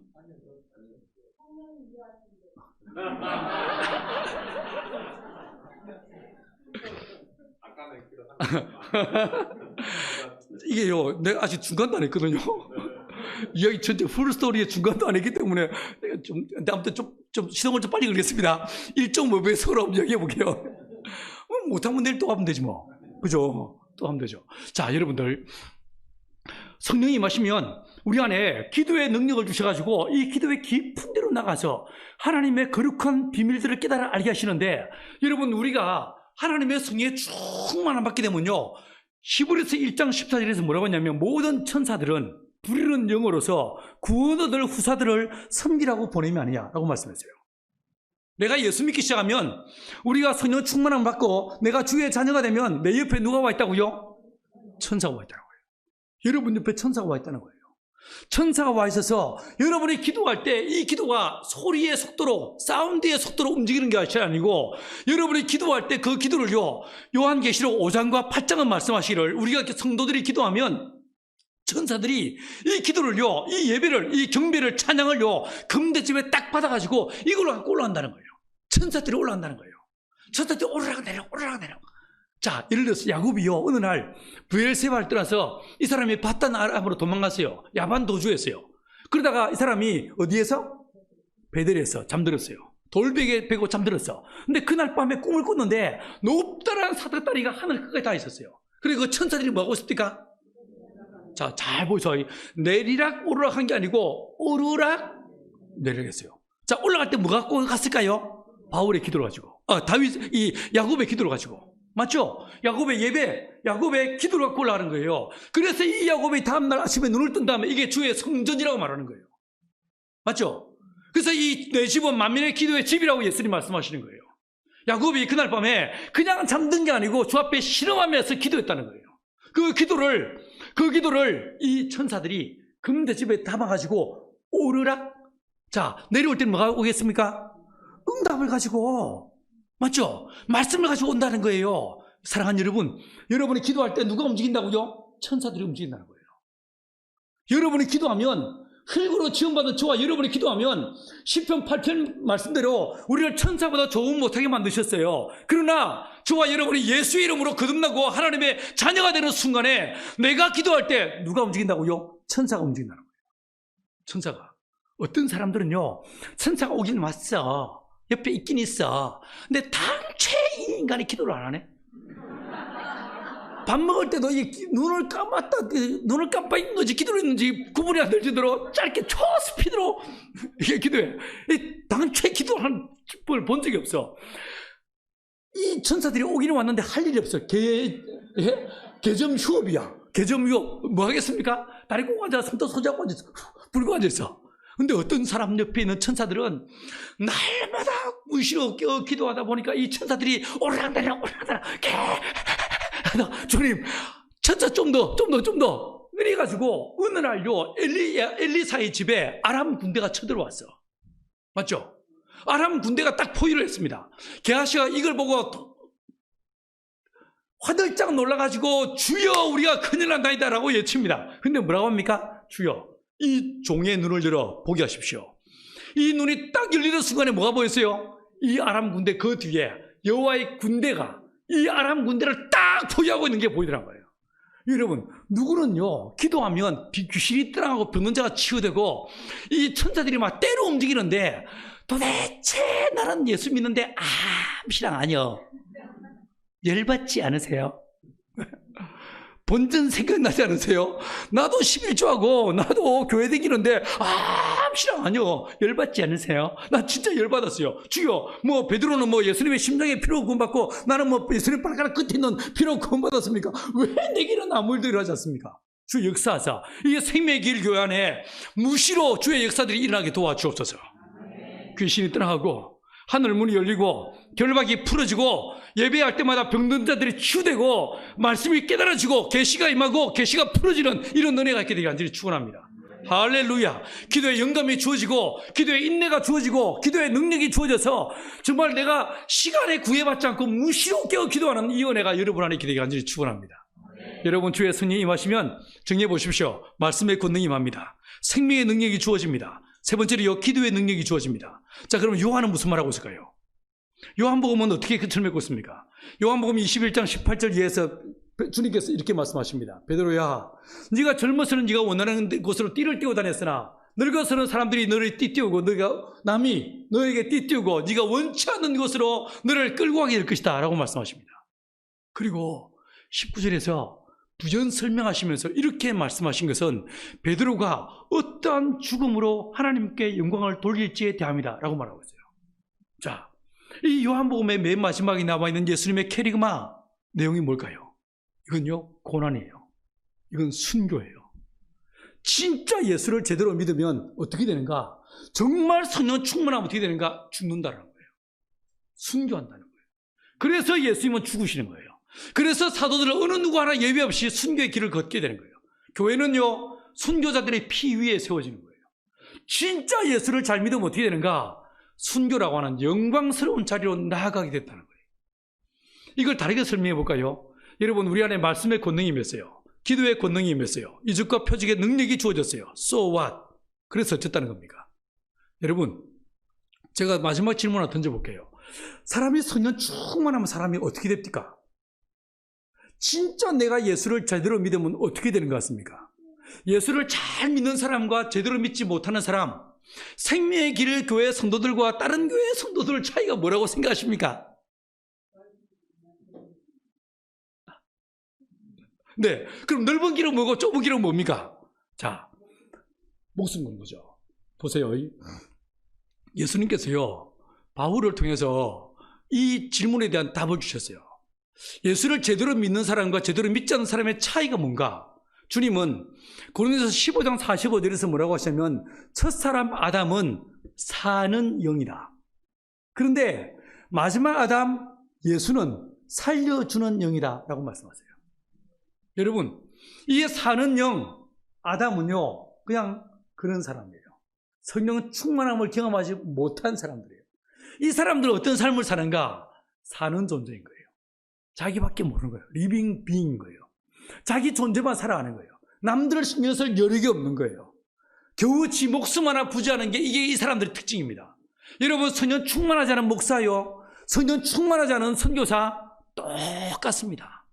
세상 사람들하고 아무 차이 없습니다. 지밖에 모릅니다. 맞죠? 그런데 정말 성령 충만하면 그분이 집사든 성도든 아이든 진짜 성령이 임하시면 어떻게 되는가? 이타적 삶을 살게 되어 있습니다. 누군가를 살리는, 누군가를 위해서 자기를 희생하는 살리는 영이신 예수의 영, 그리스도의 영, 성령이 임하시면 우리 예수님이 자기를 위해 살지 않고 인자가 온 것은 성경을 받으려 함이 아니라 도리어 섬기려고 많은 사람의 대속물로 죽기 위해서 왔다고 말씀했어요. 그렇게 살게 되는 거예요. 그렇게 살게 되는 거예요. 그래서 우리가 진짜 성령 충만하면 어떻게 되는가? 내게 말씀의 권능이 임하고 이적과 표적의 권능이 임했어요. 기도의 권능이 임했어요. 그러면 그 사람은 어떻게 되는가? 성령 충만한 사람은 이 기도와 말씀과 능력으로 누군가를 살리는 삶을 살게 된다는 거예요. 시대를 살리고 이웃을 살리고 민족을 살리는 이타적 존재로 살게 된다는 거예요. 맞죠? 성을 쌓는 것이 아니라 우리는요, 이 성을 허물어버리고 예수의 피가 그 몸이 찢겨지면서 그 피가 흘러지게 만드는 거예요. 자, 보세요. 하나님의 성막이 지어졌어요. 이 성막이 영원토록 존재합니까? 아닙니다. 이 성막은요, 성전이 지어지는 순간에 성막은 무너져 버립니다. 맞죠? 성전이 지어지면 성막은 사라지는 거예요. 이 두 번째 성전도 예수님이 어느 날 오셔서 뭐라고 하십니까? 저 성전을 헐라 라고 말씀해요. 내가 사흘 안에 다시 삶을 다시 일으키라 라고 말씀하십니다. 여러분, 이건 뭐라고 했습니까? 성전된 자기 육체를 가리키는 말이었어요. 여러분, 구약의 모든 것은요, 장척을 좋은 것의 그림자였어요. 맞죠? 구약의 모든 것은 신약의 그림자요. 너희가 성경에서 영생을 얻는 줄 알고 성경을 상고하려와 이 모든 것이 누구에 대해서 말하고 있다고요? 예수에 대해서 말하고 있어요. 성막은 성전이 지어지니까 무너져 버립니다. 이 성전도 진짜 성전이신 예수가 딱 오시니까 이 성전이 어떻게 됩니까? 무너지는 거예요. 무너지는 거예요. 근데 그 예수님도 그 몸이 찢겨주세요. 온몸에 물과 피가 다 쏟으세요. 왜 그렇습니까? 이 피로 저와 여러분을 성전 삼으시기 위해서. 우리가 주의 성전 되니까, 고린도서 3장 17절 말씀대로 저와 여러분이 주의 성전 되니까 예수의 몸이 어떻게 됩니까? 무너져 버리는 거예요. 맞죠? 자, 그러면요, 이제 저와 여러분이 주어진 사명이 뭐겠습니까? 하나님 주신 이 말씀의 권능으로, 이적과 표적의 권능으로, 기도의 능력으로 이제 누군가를 성전 삼는 자들이 저와 여러분일 거예요. 말씀으로 사람들을 깨우치고 섬기면서 그들을 주의 성전으로 만들어서 주님이 거하시게 만드는, 이게 바로 저와 여러분의 사명인 거예요. 맞죠? 이 가로수길에서, 이 대한민국 한복판에서 예수의 왕되심을 선포하고, 그래서 온 이 시대에 수많은 영혼들이 일어나서 이곳 강남대로에서 예수의 주되심과 예수의 왕되심을 선포하고 장렬하게 사라지면 되는 거예요. 맞죠? 네. 이게 교회의 사명인 거예요. 여러분, 하나님께서 요 네 가지를 주신 거예요. 자, 보세요. 예수님께서 저와 여러분을요, 에베소서에서 뭐라고 했냐면, 그리스도 예수의 장성한 분량에 이르라 라고 얘기했습니다. 이 장성한 분량에 이르게 뭐겠습니까? 말씀의 권능, 이적과 표적의 권능, 기도의 권능, 순교의 권능, 이것이요, 각각 네 가지지만 이 네 가지가 다 누구에게 나타납니까? 예수 한 분에게 나타납니다. 그래서 진짜 저와 여러분의 성령 충만하면 어떤 사람에게 말씀의 권능이 임할 수 있어요. 어떤 사람은 기도의 삶을 살게 할 수 있어요. 그런데 정말 저와 여러분의 성령 충만하면 어떻게 될까? 이 네 가지가 다 나타난다는 거예요. 다 나타난다는 거예요. 교회도 마찬가지입니다. 서울에 있는 교회들 잘 생각해 보시면요, 어떤 교회는 말씀이 진짜 강한 교회가 있어요. 제사장 열심히 하고 목사님 설교로 유명한 교회 몇 군데 기억나는 데 있죠. 유튜브 가끔 보시잖아요. 그런 교회들 있죠. 말씀으로 유명한 교회가 있어요. 또 어떤 교회는 기도 진짜 열심히 하는 교회가 있어요. 새벽 기도로 유명한 교회야. 자, 또 어떤 교회는요, 봉사, 섬김, 구제, 선교, 이거 진짜 열심히 하는 교회가 있어요. 뭡니까? 이 사람들은 요한의 영성을 따르는 거죠. 그죠? 요즘은 잘 보기 힘들지만 한국 교회 안에도요, 이적과 표적이 굉장히 흔히 나타나는 교회들이 있었어요. 이게 뭐겠습니까? 마가의 영성을 따르는 거예요. 그런데 이 교회가 정말 성령 충만하면 어떻게 됩니까? 요거 네 가지가 다 나타나는 거예요. 말씀의 권능이, 기도의 권능이, 이적과 표적의 권능이, 순교의 권능이 다 나타난, 브라이어티하게 완벽하게 퍼즐이 맞춰지는 것처럼 딱 나타날 때 이게 뭡니까? 이게 완전함인 거예요. 이게 성숙함인 거예요. 이게 온전한 교회의 모습인 거예요. 생명의 길 교회가 어느 길로 가야 되는가? 요 네 가지가 다 나타나서 누구든지요, 아, 내가 당신의 말을 들어보니까, 목사님 설교를 들어보니까 예수가 누군지 알겠습니다, 이 말 나오는 교회가 되게 되는 거예요. 교회는요, 좋은 소리 들어오는 데가 아닙니다. 좋은 소리는요, 방송에서, TV에서, 유튜브에 쎄 벌렸어요. 여기는 뭐 하는 데입니까? 예수 이야기하는 데예요. 예수가 누군지를 듣는 데고 예수에 대해서 말하는 데예요. 맞죠? 설교는요, 딴소리 하는 게 아니에요. 예수만 말하면 되는 거예요. 예수만. 맞죠? 예수가 누군지만 확실히 말하면요, 이 교회 되는 거예요. 맞죠? 그래서 나를 통해서, 내 말을 통해서, 내가 하는 대화와 말씀을 통해서 사람들이 예수를 보면 되는 거예요. 맞죠? 여러분, 우리의 기도가 응답되어지고 기도대로 되어지는 걸 보고 사람들이 예수 믿게 하는 거예요. 사람들은요, 보지 않고는 믿지 못합니다. 맞죠? 백문이 불여일견, 이건요, 동서고금을 막론하고 다 그렇습니다. 한국인은 특히 더합니다. 가봐야 되고, 먹어봐야 되고, 입어봐야 되고, 심지어 맞아볼래? 맞는 것도 봐야 돼. 보지 않고는 믿지 못하는 이 싸가지 없는 인간들을 위해서 어떻게 하시는가? 이곳에 주님께서 생명의 길 교회를 세우시고 이 교회를 성령으로 충만히 하셔서 목사님의 설교를 들어보인 게 예수가 누군지 알게 하시고, 우리 안에서 나타나는 이적과 표적을 보고 사람들이 예수가 누군지 알게 하시고, 우리의 기도가 응답되는 걸 보고 사람들이 예수가 누군지 알게 하시고, 우리의 섬김과 봉사와 나눔과 이 아름다운 이 헌신의 삶을 보고 사람들이 예수가 누군지 알게 하시는 거예요. 이게 주님의 첫 번째 전략인 것입니다. 여러분, 이 생명의 길 교회가 이 네 가지 권능이 풍성히 나타나서 예수를 증거하는 교회, 온전한 예수의 몸으로 우리 머리이신 예수가 딱 보여지는 그런 교회가 되기를 간절히 축원합니다. 맞죠? 여러분, 이 몸인데 몸하고 머리하고 따로 나라, 이러면 어떻게 됩니까? 빨리 병원 가보셔야 됩니다. 맞죠? 몸하고요, 머리하고 따로 놀면 안 돼요. 머리는 예수님인데 몸은요, 이게 돈만 밝혀. 이러면 큰일 난 거예요. 이 교회 성도들 한 사람 한 사람 모두가 다 말씀의 권능으로 충만하고 기도의 삶을 살아가고, 그리고 이 공동체 안에서 하나님의 성령의 충만함으로 사람들을 누군가를 섬기고 누군가를 예수에게 인도하는 저와 여러분들이 간절히 축원합니다. 이게 주님의 첫 번째 전략입니다. 사람들이 이 네 가지 권능을 주셔서 사람들이요, 예수의 증인으로 살게 하는, 너희들을 보니까 하나님 누군지 아시겠다, 예수가 누군지 알겠다, 이 말 나오게 만드신 거예요. 이런 역사들이 오늘날 이 21세기에 생명의 교회도 그대로 일어나기를 간절히 축원합니다. 제가요 한 15분만 더 해도 되겠어요? 어차피 여러분 집보다 내 집이 더 멉니다. 난 끝나고 집에 가야 되거든요. 어디서 갔다 올 거예요. 더 멀어요. 난 2시간 반 걸릴 거예요 아마. 그래서 어차피 잠은 내가 더 짧게 내가 15분 정도만 더 할게요. 혹시 한 18분 더 들어도 양해해 주세요. 두 번째 전략이 무엇인가? 여러분 사도행전 2장 38절 이하에서 보시면요 두 번째 이야기가 등장합니다. 이게 뭐냐면 교회를 성령으로 충만케 하십니다. 교회를 성령으로 충만케 하면 어떻게 되는가? 이 교회가 성령 충만해지니까 47절에서 말씀하시기를요 전도하지 않아도 날마다 믿는 자의 수를 더하겠다고 했어요. 사람들이 그 교회를 칭찬했다고 말했어요. 난 이게 너무 부러웠어요. 제가 이래봬도요 오늘교회 부목사였어요. 제가 황 목사님보다 선배예요. 교육자로 하면. 근데 제가 그 교회에 있었는데 제가 사실 그 교회에 들어갈 마음이 전혀 없었는데 하나님이 제 목덜미를 잡고 오늘교회에 들어가게 하셨어요. 들어갔습니다. 한 2년 동안은 볼 것도 있었고 배울 것도 있었습니다. 근데 3년째 되니까 때려 죽인다 해도 그거 못 느꼈습니다. 왜냐하면 나는 목사가 되고 싶은 마음이 없었어요. 나는 전도인의 삶을 살고 싶었어요. 나는 예수 안 믿는 사람을 만나가지고 그들에게 예수가 누군지를 이야기하고 예수 믿게 하는 게 내 인생의 목적이었어요.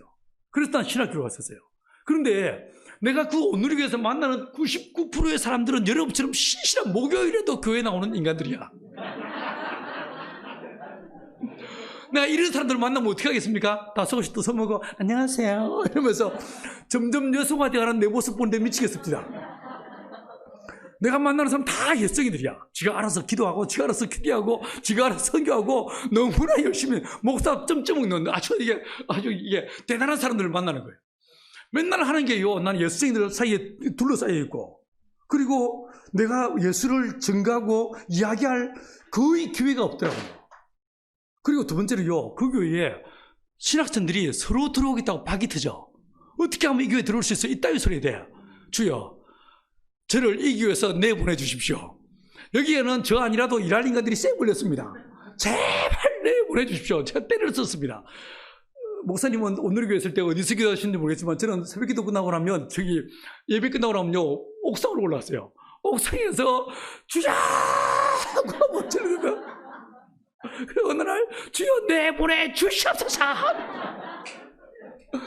안 내보내주면 저 확 감옥을 가버릴 거예요 라고 뗐었어요. 왜 감옥 가냐고 얘기했냐면 여러분이요 이 공간에 딱 들어오는 순간에 내가 떠들면 여러분 들을 수밖에 없어. 내가 뭔 말하는지 여러분 들을 수밖에 없어. 맞죠? 감옥에 딱 들어가가지고 그 인간들하고 살면서 패든지 말든지 오로지 예수 이야기하다가 옆방에 쫓겨나면 또 거기서 예수 이야기하고 두 번째로 아니면 확 그냥 택시 운전을 해버리겠습니다. 왜 택시 운전한다고 말했냐면요 내가 기사가 돼가지고 운전하는 차에 어느 승객이 타서 안녕하세요 딱 모셔놓고 그 인간이 목적지에 도달할 때까지 그 인간은 내가 떠드는 소리를 들을 수밖에 없어. 나는 못 먹어놓고 오직 예수만 말하는 게 내 인생의 소망이었어요.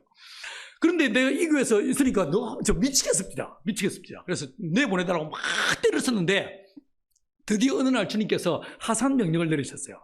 됐다 그만해라 라고 하시면서 주님은 가끔 저게 경산도 사투리로 얘기해 주세요. 예, 그만해라 나가라고 하셨는데 뛸 듯이 기뻤습니다. 제가 그때 이제 김사무엘 목사님이 수석부 목사님이셨는데 그분께 제가 사직서를 딱 제출했어요. 한 목사님이 발칵 뒤집어 주셨고 저를 잡아오라고 난리가 났습니다. 딱 보시면 좀 뺀질거리가 안 생겼습니까? 휴대폰 꺼버리고 안 갔습니다. 교육자 회의도 안 가고 뺀질거리며 싸돌아다니다가 어디서 내가 한 목사님을 만나냐면 서빙고에는 오늘교회 맞은편 신동아 쇼핑센터 지하 3층에 사우나가 있어요.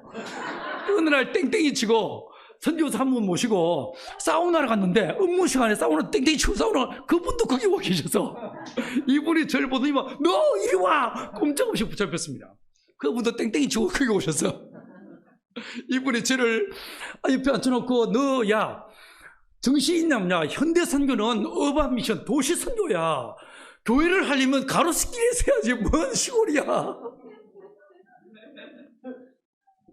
너 농사 지어봤어? 아닙니다. 땅 있어? 없습니다. 부모님 농사꾼이야? 아닙니다. 저희 아버지는 해병대. 제가 얘라고 대답할 게 아무도 없었습니다. 한참 충분히 저를 처근하시다가 너 날 설득시키라. 내가 한마디 말을 안 하고 고개를 탁 숙이고 가만히 있으니까 답답하셨던지 한참을 혼자 떠드시다가 너 날 설득을 해봐라. 왜 농촌 가는지 설득을 시켜라. 설득시키면 내가 널 내려 보내주마. 설득을 못 시키면 너 숲 국물도 없어. 제가 고개를 들고요. 목사님, 제가 목사님을 설득시키면 따라 내려가시겠습니까? 이러니까 이분이 껄껄껄 웃으시면서 내가 졌다 이러시다. 저 이래봬도 하용조 목사와 싸워 이긴 사람이에요. 그 이후로 한 목사님이 저를 볼 때마다 야 진짜 기분 좋다. 오랜만에 사람 하나 본다. 내가 뭐 도와줄까? 너 너무 기분 좋다. 뭐 도와줄까? 말만 해라. 돈을 줄까? 땅을 사줄까? 아니면 뭘 해줄까? 라고 말씀하시는데 사실 제 목 끝에서요. 땅 사주세요. 이게 목 끝까지 올라왔는데 이걸 꽉 눌러버리고요. 목사님, 제가 목사님 밑에서 진짜 많은 거 배웠습니다. 여기서 뭔가 더 얻어가면 이건요 나쁜 것입니다. 전 어리고 젊으니까 한번 맨땅에 헤딩해 보겠습니다. 기도만 해주세요. 멋지죠? 이 멋진 건요 대가를 지불해야 돼. 제 퇴직금 정산하고 나니까 내 수중에 딱 10만 3천 원 있습니다. 그게 전부였습니다. 그 돈 들고 보험으로 내려가세요. 한 목사님이 그때가 언제냐면 97년도 12월 달 IMF 막 시작돼가지고 진짜 어려울 때였지 않습니까? 야, 이 IMF 고비로 넘기고 가라. 한 3년만 더 있으라. 라고 말씀하시는데 이걸 내가 거절하고 나왔어요. 여러분 제가 어떻게 나오는 것처럼 전 경상도 진주가 고향입니다. 저희 처가댁은요 전라북도 익산이에요. 전 충청도랑 아무시랑 관계없이요. 그런데 주님이 보은으로 가라고 직접 명령하셔서 제가 보은으로 내려왔습니다. 갈 데가 있습니까? 오라는 데가 있습니까? 전혀 연구가 없는, 단 한 번도 가보지 않았던 그 보은 땅에 들어갔습니다. 그리고 이제 마을을 찾기 시작했어요. 제가 평소에 풍수에 관심이 있어가지고 풍수 책을 좀 몇 개 본 게 있었어요. 그래서 이제 역사가 1000년 이상 오래된 마을, 또 큰 마을 있다가 적어진 마을, 그 다음에 그 뒤에 산이 벙벙처럼 둘러막히는 이런 마을 찾다가 지금 그 마을 찾아냈습니다. 몇 번을 둘러보다가 주님 내가 이 마을에 들어와 살겠습니다. 주님께서 허락하셨습니다. 어느 날 델몬트 오렌지 주스를 한 박스 사들고요 마을회가 문을 열고 들어갔습니다. 계세요? 문을 열고 들어갔습니다. 대개 시골 마을 회관은 방이 2칸입니다. 남녀 7세 부동석이라서 한 방은 할머니, 한 방은 할아버지 방인데 마침 제가 들어간 방이 할아버지들 방이었는데 이 어르신들이 각기 은사를 따라 놀고 계셨어요. 이쪽에 점당 10분짜리 수업 치시고 이쪽에 장기 뜨시고 이게 TV 보시고 각기 은사를 따라 놀고 계신데 내가 또 들어가니까 누구요? 깜짝 놀라시는데 음료수를 딱 놓고요 엎드려 큰절하고 무릎 꿇고 앉아가지고 엄청 불쌍한 표정을 지으면서 안녕하세요. 농사 지러 왔는데 혹시 안 쓰는 땅 있으면 좀 빌려주시겠어요? 이렇게 이야기가 시작됐습니다. 좀 지나니까 옆방에 할머니들이 누가 왔어? 이러면서 다 몰려오셨습니다. 뺑 둘러 앉으시더니만 마치 청문회 하는 것처럼 고향이 어디요? 결혼은 했어? 성은 뭐요? 한참을 물으시다가 이분 한 분이 그 중에 한 분이 잘렸어? 이러시는데 제가 얼른 눈치를 채고 예 제가 잘렸어요 이랬더만 하긴 요즘 잘린 인간 많더라. 농사 지을 수 있겠으니까 장난 아니요 이러시는데 어르신 내가 땅만 빌려주시면요 내가 열심히 한번 배우면서 일을 해보겠습니다 라고 말씀드렸어요. 한참 시간이 지난 다음에 저기 냇가를 지나 언덕을 넘어가면 안 쓰는 밭이 하나 있다. 가서 보고 쓸만하면 쓰라 이렇게 말씀하십니다. 얼마나 감사한지 엎드려 큰절하고요 냅다 달려가 봤습니다. 냇가를 건너서 언덕을 넘어 돌아가서 한참 찾아봤는데 없어. 그냥 숲이야 숲. 다들 숲이야. 못 찾고 내려와가지고 어르신들 저 그게 밭이 없던데요 그러니까 왜 그게 밭이 아니요 10년 전만 해도 좋은 밭이어서 10여 년을 농사를 짓지 않아서 내 팔뚝만한 자목의 숲을 이루고 있는 일을 밭이라고 빌려주셨어요. 그거 어딥니까? 공짜인데 톱이랑 낫을 구해서 나무 다 잘라내고 뿌리 뽑아내고 돌 굴러내고 농사를 짓기 시작했습니다. 아무도 내가 목사인 줄 몰랐습니다. 처음엔 있을 곳이 없어가지고 텐트 치고 살다가 중고 컨테이너 하나 갖다 놨고요 전기도 안 들어서 촛불 켜고 살았습니다. 살기 시작하다가 아무도 내가 목사인 줄 모르다가 가끔 이제 동네를 지나다니면 할매들이 꼭 저를 붙잡아 세웁니다. 강씨 요즘 뭐혀? 아 예 콩 심으려고 준비 중이에요. 콩 심을 줄 알아? 콩은 세 알씩 심는겨. 하나는 새 주고 하나는 짐승 주고 하나는 네가 먹는겨. 콩 종자는 있어? 이러시면서 이제 물어보시고 아무도 내가 목사인 줄 모르다가 6, 7개월 지난 어느 여름에 제 정체가 탄로가 났습니다. 지금은 달라졌지만 그때만 하더라도요, 신장로에서 우리 마을로 딱 접어들면 어떤 휴대폰도 터지지 않는 전파의 사각지대였어요. 우리 마을은 핸드폰이 안 터지는 또 마을이었어요. 서울에 있던 사람들이, 온누리에 있던 사람들이 휴가 갔다가 올라가는 길에 내가 봉원이 다운에 찾아오셨어. 아무리 전화를 해도 전화가 안 되니까 이분들 저를 찾아오셨습니다. 동네 분한테 이분들이 찾아오시다 못 만나다가 마을 분한테 이제 수소문 하는데, 여기 혹시 강동진 목사님이라고 계세요? 라고 물었어요. 여러분, 제가 목사라는 사실을 숨기고 은둔에 살고 있으면 저를 접선하러 왔을 때 강 사장님 이러던가 아니면 뭐 강 선생님 이랬어야 되는데, 이 철딱선이 없는 사람들이 이게 강동진 목사님 이러니까, 우리 동네에 보안관 할머니가 한 분 계십니다. 집집마다 참기라고 다니는, 비가 부슬부슬 내리면 온 동네를 뛰어다니면서 장독 뚜껑 닫아 큰 소리 치고 다니는 할머니 한 분 계신데, 이 할머니가 그 양반이 목사요? 이러면서 제 정체가 탄로가 났습니다. 어느 날 내가 밭에서 일하고 있는데 이 보안관 할머니가 찾아오셨어요. 밭쪽에 딱 앉으시더니만, 강씨, 예? 목사라며? 예, 실은 제가 목사입니다. 교회는 끊었어? 예, 왜 여기 와서 이 지랄이야? 네 마누라 너 이러는 거 알아? 저 졸지에 교회 끊은 목사로 그 동네에 소개가 됐었어요. 여러분, 그 여름이 지나고 저한테 성경 배우던 두 형제가 저를 따라 내려왔습니다. 한 명은 컴퓨터 프로그래머, 한 사람은 유학 갔던 농대 박사. 난 그 친구 내려올 때 진짜 크게 기대했습니다. 농대 박사, 우리 농업 끝났어. 끝났어. 그 친구 온 날 딱 데리고 밭에 나가가지고, 형제 이거 어떻게 하면 되겠어? 라고 하니까 이 친구가 급당황하면서, 목사님 저는 연구실에서 DNA 연구했는데요. 이 친구 삽질 한 번 해본 적 없고 홈질 한 번 해본 적 없어. 내가 천하에 믿을 걸 믿지 널 믿어.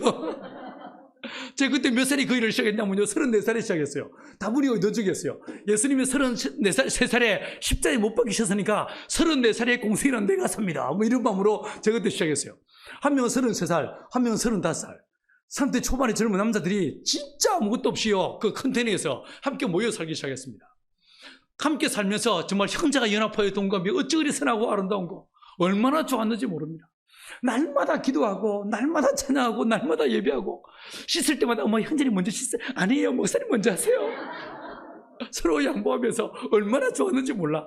한 3개월 지난 어느 날 대판 싸웠습니다. 저희들은 사랑의 공동체, 성령의 공동체, 선교적 공동체를 꿈꿨어.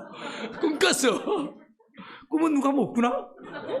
그런데 왜 싸우는지 아십니까? 여러분은 뭐 부부싸움할 때 나라와 민족을 위해 싸우십니까? 민족 통일을 위해 싸우십니까? 아니면 세계 선교를 위해 싸우십니까? 저희는 치약 때문에 싸웠어요. 한 명은 군대 갔다 왔고, 한 명은 군대 면제받은 친구인데, 군대 갔다 온 친구가, 이 친구는 배운 게 있어가지고 치약을 밑에서 쫙 올려. 쫙 올리면 이 군대 안 갔다 온 인간이요, 배운 게 없어서 가운데 팍 눌러버려. 누르면 쫙 올리고, 누르면 쫙 올리고, 누르면 쫙 올리다가 쫙 올리던 친구가 치약을 패대기쳐. 대판 싸웠어. 물론 그날 밤에 쫙 얘기하고, 이게 한번 본물이 터지니까 이게 걷잡을 수 없어. 뻑하면 싸워. 지나서 생각해 봤어요. 왜 싸울까? 도대체 왜 싸울까? 생각을 해보니까, 여러분이 딱 교회 오는 순간에, 차에서 내리는 순간에 가면을 쓰고 내리잖아요. 평소에는 기도도 안 하는 것들이 딱 내리는 순간에 경건한 가면을 쓰고, 거룩한 가면을 쓰고, 안녕하세요 이러면서 여러분 가면을 쓰잖아요. 근데 딱 가면 쓰고 있다가 예배 딱 끝나고 나면서 뭡니까? 가면 벗으면서 하면서 화면 조정하잖아요. 근데 이게 24시간 붙어 살다 보니까 이게 화면 조정할 시간이 없어. 이게 가면을 썼다가 벗었다가 다시 쓰는 타이밍을 놓쳐. 이게 여러분들 화장 안 한 생얼굴을 보는 사람도 괴롭지만 보여주는 사람은 더 괴로워요. 30대 초반에 젊은 목사가 경건하면 얼마나 경건하며, 집사들이 거룩하면 얼마나 거룩하겠습니까? 다 그 나물의 그 법이지. 안 그러겠습니까? 얼마나 싸웠는지 모릅니다. 한 번은요, 저는 처음 빌림밭에서 일을 하기로 하고, 두 번째 이제 빌림밭이 있었는데, 마을 입구에 버스 정류장 건너편에 있는 경사진 밭인데, 거기에 이제 석회를 뿌리기로 했어요. 밀가루처럼 생기게 있는데, 이걸 석회를 뿌리고, 점심 때 만나서 라면 끓여 먹기로 하고 헤어졌습니다. 먼저 사람이 라면 끓이기 하고 헤어졌어. 12시 왔는데 이것들이 안 와 있어. 이것들이 목사한테 라면 끓이고 막 불 끓여가지고, 물을 다 끓였는데도 안 와. 전화가 내리가 끊었고요. 나가봤어. 가보니까 이것들이 뿌리라고는 밭에 안 뿌리고 서로 얼굴에 뿌리고 싸우고 있어. 서로 얼굴에 뿌리고. 동네 분들은 그 버스 정류장에서 가지고 담배 피우면 시방은 저것들 왜 저려? 구경하고 있어. 내가 뛰어가지고 하지 하고 싸움 말렸어요. 싸움 말리니까 왜 그랬어요? 참으세요. 이러니까 영이 달라서 당체에 같이 살 수가 없는. 한쪽은 그리스도의 영, 한쪽은 예수의 영. 왜 싸우냐고 물어보니까 한 명은 위에서 뿌리고 내려오자, 한 명은 밑에서 뿌리고 올라가자. 이걸로 3시간 반을 싸워서 각자 뿌리든가. 저희들요, 성령의 공동체 만나고 해서 내려갔는데 싸우는 기억밖에 나는 게 없어. 얼마나 싸우고 회개하고 싸우고 회개하고 싸우고 회개하고. 그런 와중에도 저희들 밭에 가서 기도를 진짜 많이 했습니다. 저희 밭에 은혜를 다하셔서 30배, 60배, 100배 해결시를. 이게요, 기도로 안 되는 것도 있습니다. 분명히 기도를 열심히 했어. 그런데 이게 저희 밭에 고추 심고, 콩 심고, 이제 들깨 심고, 호박 심고 쫙 심었어요. 심고요, 저희는 친환경으로 지속 가능한 유기농업에 창조 질서를 회복시키는 좋은 말은 다 갖다 붙여서. 근데 강놀이 없어. 여러분, 아까도 말했지만, 목사가요, 손발로, 지 손발로 뭔 짓을 해봤겠습니까? 입으로 묻고 사는 인간이.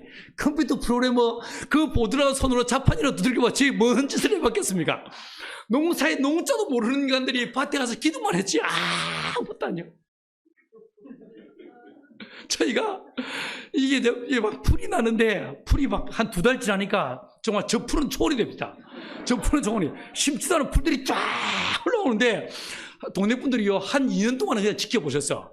지켜보시다가, 저 더러운 놈들이 결러 터져가지고, 어디 서울 본부에서 돈을 대주니 좋다고 농사 짓지. 저 더러운 놈들이 땅도 더럽히고, 저 뭔 짓인지 몰라, 저거. 말도 하지 마해서 진짜 욕 많이 먹었어요. 여러분, 저희들요, 풀 키운 게 아닙니다. 나름대로 최선을 다했어요. 호미 들고 풀을 매다가 호미가 안 내니까 집어 던져버리고, 미친년 머리끄댕이 쥐어뜯듯이 풀들을 쥐어뜯었어요. 주여 역사하사, 주여 역사하사. 여기 앉아서 저 끝까지 가면요, 점심 먹을 때가 돼. 파김치가 되어서 가서 라면 한 그릇 끓여 먹고, 이제 찬밥 말아서 먹고, 와서 또 저기서 이까지 오면요, 저녁 먹을 때가 돼. 저녁 먹으다 집에 들어가면 손이 딱 이렇게 꼽아가지고, 이게 펴지도 않고, 허물하지 않고, 젓가락질이 안 돼. 부들부들 떨려가지고. 더 기가 막힌 건요, 드디어 한 달 만에 풀을 다 폈어. 다 폈는데 딱 돌아보니까 저 밑에 또 불러있어. 풀, 말도 하지 마세요. 여러분, 이렇게 농사를 짓는데, 1년 동안 뼈 빠지게 농사 짓는데, 정말 류마티스 관절염 걸릴 정도로, 뼈 빠지게 농사를 짓는데, 얼마 벌었냐면요, 150만 원 벌었어요. 1인당 150만 원도 아니고, 월 150만 원도 아니고, 1년 총 매출이 150. 이게 순수익도 아니고, 총 매출이 150만 원. 차 떼고 포 떼고 아무도 남는 게 없어. 이게 등골이 오싹해지면서, 야, 이러다 굶어 죽겠네. 농사가 장난이 아니네. 이런 마음이 들었어요. 이런 와중에도, 야, 젊은 남자들이 부인과 너무 오래 떨어져 있으면 이거 음란한 형이 덤단다. 집을 짓자. 집을 짓고 부인들을 모셔오자. 라고 마음먹었습니다. 돈은 없고, 어떻게 집을 지을까 막 궁리하고 있는데, 드디어 그 둘 중에 한 사람, 현재 한 사람의 전세금이 빠졌습니다. 1,800만 원이 만들어졌어요. 이 돈으로요, 제가 집을 2채를 짓기로 마음먹었어요. 30평짜리 2채, 60평. 이게 말이 되는 소리입니까? 1,800만 원 가지고 집 2채.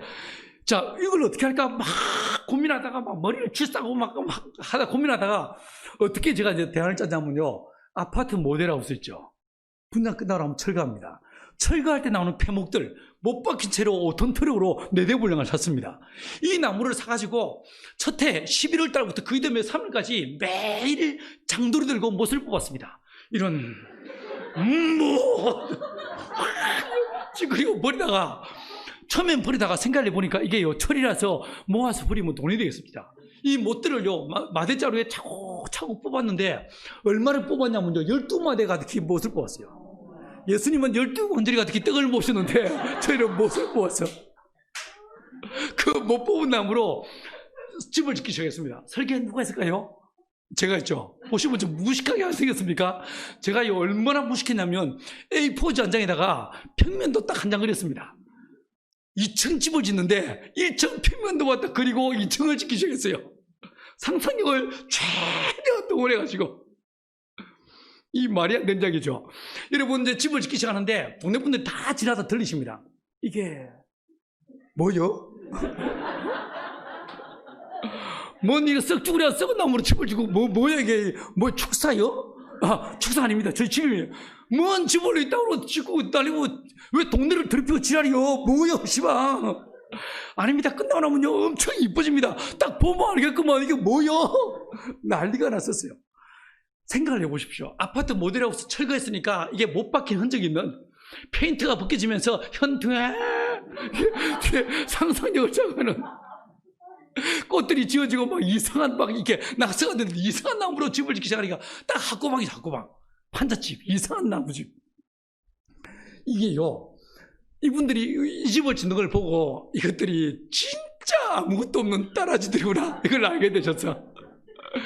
이게요, 돈이 없는 게 정말 불편하긴 불편하지만 이게 친구를 얻게 합니다. 동네 분들이 딱 이걸 보면서요, 할배들은 와서 이런 거 들기 시작하는 거예요. 목사가 뭔 톱질을 해봤겠습니까? 톱을 이렇게 당길 때 힘을 주는지 밀 때 힘을 주는지 몰라가지고 막 버벅거리고 있으면 뭔 밀면서 힘을 줘 지랄이요. 당기면서 힘을 줘야지. 있네. 그래서 딱 잡아 시범을 딱 보여주시고, 그리고 벽 세울 때마다 잡아주시고, 그리고 할매들은요 라면 끓여오시고 부치기 만들어 오시고 또 뭐 밥도 해오시면서 이리 와 이거 먹고 야 꼭 뭐 갖고 그 소리 치죠. 집이 다 지어졌는데 온 동네 사람들이 웜에 되네 이러시면서 정말 좋아하셨어요. 그 집을 짓는 동안에 한 분이요 저를 잡고 옆으로 질질 끌고 가더만, 돈이 그렇게도 없어? 진짜 뭔도 없는 나사렛 예수, 하나님의 아들인데 아무것도 없이 오신 그 예수, 그 예수가 진짜 선교해 주신 거예요. 이 조그마한 공간에 천하의 황 목사가 이 교회를 섬긴다는 이게 기적인 거예요. 맞죠? 이게 기적인 거예요. 여러분, 근데 저희는 전도도 안 한다. 하나님, 우리가요, 나는요, 내가 성경을 보니까 우리 예수님은요, 나는 20대에 미친놈처럼 지리산 골짜기 뛰댕기며 전도했는데 이 양반은요 30살 될 때까지 한 번도 전도 안 하셨어. 여러분들처럼 전도를 안 하셔. 그리고 딱 30살에 딱 시작하셔서 3년 단기로 3년 딱 치고 빠집니다. 이걸 보면서 주여, 내가 30년 아니라도 몇 년 동안은 내가 말로 전도하지 않겠습니다. 나는 이 동네 머슴입니다. 어디선가 누군가에 무슨 일이 생기면 어디든 달려가서 나는 내 동네를 섬기고 난 이게 마을 머슴으로 살겠습니다. 난 상머슴입니다. 이렇게 시작하고 일을 했습니다. 교회 간판도 안 붙이고 명언 십자가도 없고 아무것도 없어요. 그냥 우리끼리 예배 드렸어요. 거실에서. 어느 날 한참 예배를 드리고 있는데 저 뒤에 문이 빼꼼히 열리면서 그 보안관 할머니가 오셨어. 나도 와도 돼야? 이러면서 찾아오셔서 어머 할머니 어서 오세요 해서 모셔드렸습니다. 그 이후로 이 보안관 할매가 동네 분들을요 한 분 한 분 모시고 오기 시작하는 거예요. 와봐, 강씨 이야기 엄청 재밌으세요? 동네 분들을 막 모시고 오기 시작하는 거예요. 이 모시고 오는데 딴 분들은 조용히 앉아서 들으시는데 이 보안관 할머니는요 설교 시간에 단 한 번도 그냥 넘어가는 법이 없습니다. 어느 날 내가요 이제 이 나사로를 살린 이야기를 딱 심팍으로 풀어가지고 막 신나게 막 설명했습니다. 드디어 돌멩이를 치우시고 주님께서 나사로야 했는데 이 할매가 뭐라고 하냐면, 봤어? 뭐 본 것처럼 이야기하고 지랄이요. 내가 뭘 봐요. 참, 아이고 참 꼭 그 자리에 있었던 것 같네. 근데 그분이 그해 12월 달에요, 내가 강식 목사 이야기 들어보니까 예수가 누군지 알겠네? 이러면서 예수님을 영접하셨어요. 이렇게 한 분 한 분 예수를 믿기 시작했어요. 한 분 한 분. 한 분은요, 동네에 이제 마을 유지였었는데, 면장을 지내신 분이었는데, 이분은 술만 드시면 저를 찾아오는 거예요. 목사가 뭔 농사여, 씨알데기 없는 짓 하지 말고, 설거나 혀, 이러시는 분이었어. 술만 드시면 저를 찾아와가지고 뭐라고 하시냐면요, 강 목사, 맨정신에 진리를 논한 건 아무나 할 수 있어. 술 한잔하고, 알딸딸한 정신에 그때의 진리를 노려야 그게 진짜야. 소주 한잔할까? 이러면서 술을 권하시는 분이 그분이었어. 근데 이분이 어느 날요, 강 목사, 꿈 해몽 할 줄 알아? 이러시는 거예요. 어머, 말씀해 보세요. 그러니까 며칠 전에 꿈을 꿨는데 큰 십자가가 꿈에 보이더란 거예요. 그 꿈이 지워지지 않는다는 거예요. 이게 뭔 꿈이요? 이러시는데 내가 그 순간에, 그러면 그분이 뭐라고 했냐면, 십자가를 세우라, 이런 음성이 들리더란 거예요. 이게 뭔 꿈이요? 이러시는데 내가 십자가에 대해서 예수에 대해 쫙 설명하고 싶었는데 꼭 참고요. 어르신, 그거요, 진짜 좋은 꿈입니다. 오래 살 꿈입니다. 뭐 영성을 알아들으시겠어요? 그래서 오래 살 꿈이라고 말씀을 드렸어. 이때 이분이 입맛을 쩝쩝 다시면서 뭐 그려? 이러면서 가셨어요. 저도 좀 찝찝했습니다. 며칠 지난 다음에 성경책, 큰 글자 성경책을 하나 구해가지고 이 누가복음에 딱 갈피를 끼워서 드리면서, 어르신, 이 책 여기부터 읽어보시면 그 십자가를 알 수 있습니다. 읽어보시고 궁금한 게 있으면 질문하세요. 드렸어요. 딱 받으시더만, 뭔 책을 중간부터 읽어? 처음부터 읽어야지. 알아서 하세요. 이랬어요. 근데 그 이후로 이 할배가 성경을 열심히 읽으시면서 첫째 날, 둘째 날, 셋째 날, 이게 시방 이날과 같은 날이요? 이렇게 물어보시고, 붉은 말이 뭐요? 스가랴서를 어느 날 읽으시고, 어느 날은요, 뭐라고 하시냐면, 뭔 성경이라고 거룩한 적이만 있는 줄 알았는데 뭔 딸들이 애비하고 붙어먹어? 모압과 아몬 이야기를 읽으시고, 이러다가 어느 날 이분이 두루마리를 딱 차에 입으시고요, 저를, 목사님, 평소에 늘 강 목사, 강씨 이러던 분이, 목사님, 저희 집에 좀 와주시겠습니까? 라고 하는 거예요. 딱 집에 들어가니까 손잡을 밖에 안 되는 저 앞에 무릎을 꿇으시고, 목사님 주신 책 읽어보니 예수가 누군지 알겠습니다. 내가 예수 믿기로 작정합니다. 할렐루야. 2년 반 지나니까 마을의 반 이상이 예수를 믿기 시작했어요. 마을의 노인 회장님이, 목사님, 예배당, 마을 회관 2층이 비었습니다. 예배당 필요하면 이거 쓰세요. 라고 말씀하셨어요. 저희들 잘 살았죠, 그죠? 여러분, 그런데 난 공동체 하고 싶었지 교회 하고 싶은 게 아니었어요. 나는 공동체를 하고 싶은데 공동체는 안 되는 거예요. 너무 가난해. 농사를 지어 자립할 길이 보이지 않는 거예요. 제가요, 교회에서 도와주겠다는 것만 거절한 게 아니고, 개인적으로 권사님, 장로님들이 미쳤지. 그분들이 도와줄 개인적인 도움까지도 거절했어요. 진짜 제정신 아니죠, 그죠? 그 모든 도움을 거절하고 맨땅에 해야 되는데, 이걸 자립할 기미가 보이지 않는 거예요. 여러분, 이게요, 너무 가난하니까 공동체가 싸움이 더 잦아집니다. 티격태격 계속 싸웠어. 드디어 이게 2년이 지나고 3년이 지나고 이게 자립할 기미가 보이지 않으니까 4년 지나고 딱 5년째 됐을 때 공동체 딱 두 쪽으로 쪼개졌습니다. 한쪽은 쪽파, 한쪽은 양파. 쪽파는 흰연의 원리를 따라 부분 사이로 인정하자. 양파는요, 100% 공유하자. 쪽파와 양파로 쪼개졌어. 2002년 오필슨 코리아로 떠들썩할 그 해에 저희는요, 이 두 파로 쪼개진 다음에 매일 만날 때마다 싸웠습니다. 말씀의 검을 휘두르며 싸웠습니다. 성경에 이렇게 말하고 있는데, 이 책이요, 희한한 책이라서 이래 보면 이래 보이고 저래 보면 저래 보여요. 이 말씀의 검을 휘두르며 싸우다 우리가 내린 결론은, 우리는 가까이에게 너무나 먼 당신이다. 우리의 사랑은 이까지다. 이쯤에서 끝내자. 둘로 쪼개자. 아니, 해체하자. 이렇게 됐습니다. 둘로 쪼갤 것인가? 아니면 해체할 것인가? 이 막다른 갈피에 가서 저희가요, 이 둘 중에 하나를 결정하기 위해서 1박 2일로 모여서 회의하고 그 회의의 결과에 따라 결정하기로 했습니다. 1박 2일로. 1박 2일요? 저희가 원조였어요. 1박 2일로 모여 싸우는데, 첫날 아침 먹고 싸우고, 점심 먹고 싸우고, 저녁 먹고요, 새벽 1시 반까지 싸웠어요.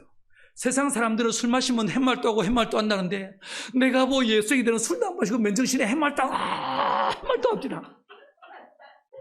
그 싸우다가 새벽 1시 반 됐는데 어떤 사람은 눈에 실핏줄이 트셨어. 우리 내일 모일 필요 없어. 내 전세금 돌리다. 난리가 났었습니다. 그러나 이틀 모이기로 했으니까 다음날 또 모였어. 아침 먹고 또 싸웠어요. 점심 먹고 또 싸웠어. 여러분, 저희가 그렇게 싸우면서 뭔 정신인지요? 하루 세끼 밥을 같이 먹었어. 그날 공동 식사, 저녁 식사가 6시인데 6시를 넘기고 둥글게 모여 앉아서 삿대질하며 싸우고 있는데 6시가 넘어도 밥을 안 주니까 옆집에 놀고 있던 애들이 왔어. 와가지고 문을 빼꼼히 열면서 어머니 밥 언제 먹어요? 가이사!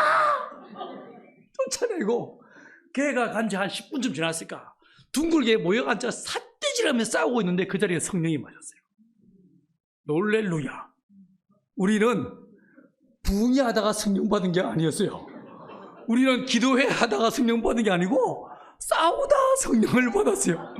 그 싸우던 자리에 갑자기 주의 성령이 마시면서 모두가 꼬꾸라졌어요. 여러분은 성령의 임재를 경험해 보셨습니까?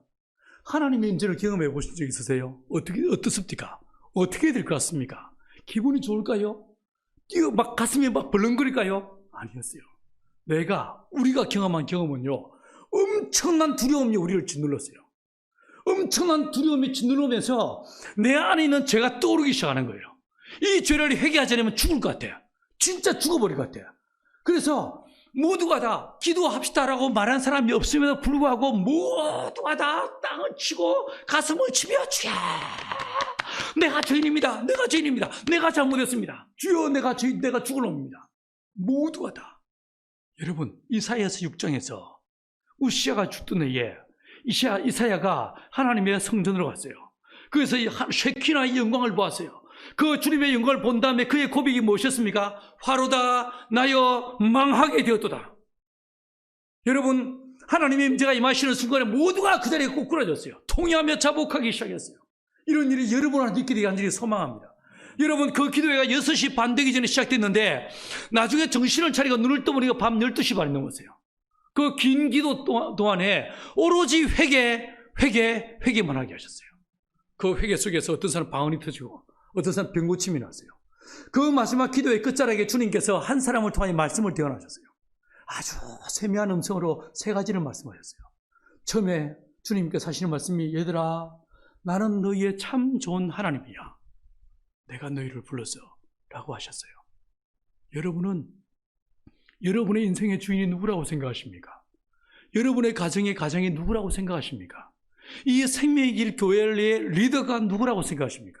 나는요, 이 보나콤 공동체 내가 시작했다고 생각했어요. 아니라는 거예요. 하나님이 이 공동체의 주인이시고 이 공동체를 세우기 위해서 나를 부르시고 우리를 부르셨다는 거예요. 할렐루야. 주님의 주권, 주님의 로더십을 강력하게 이야기하셨어요. 여러분의 인생의 주인, 여러분의 자녀의 주인, 이 교회의 주인, 이 민족의 주인이 누구실까? 문재인 대통령이 아니고 누구시라고요? 하나님이시란 거예요. 하나님이 이 나라를 통치하시고 하나님이 이 나라를 이끌어 가신다는 거예요. 이해하시겠습니까? 문시 때문에 열받아하지 마시고 오히려 제가 저와 여러분이 깨어서 기도하지 못하는 모습 때문에 가슴을 쳐야 되고 하나님의 음성을 듣지 못하는 것 때문에 마음을 찢어야 되는 거예요. 맞죠? 두 번째로 주님 하신 말씀이요. 내가 너희를 안다. 내가 너희를 위로한다. 라고 하셨어요. 이게 무슨 뜻이겠습니까? 저희가 그 지난 4, 5년 지나오는 동안에 기도하지 않았겠습니까? 주님, 이런 제발 좀 되게 해주십시오.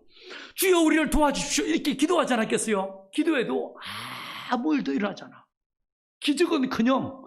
기적은커녕 입에 풀칠을 못해.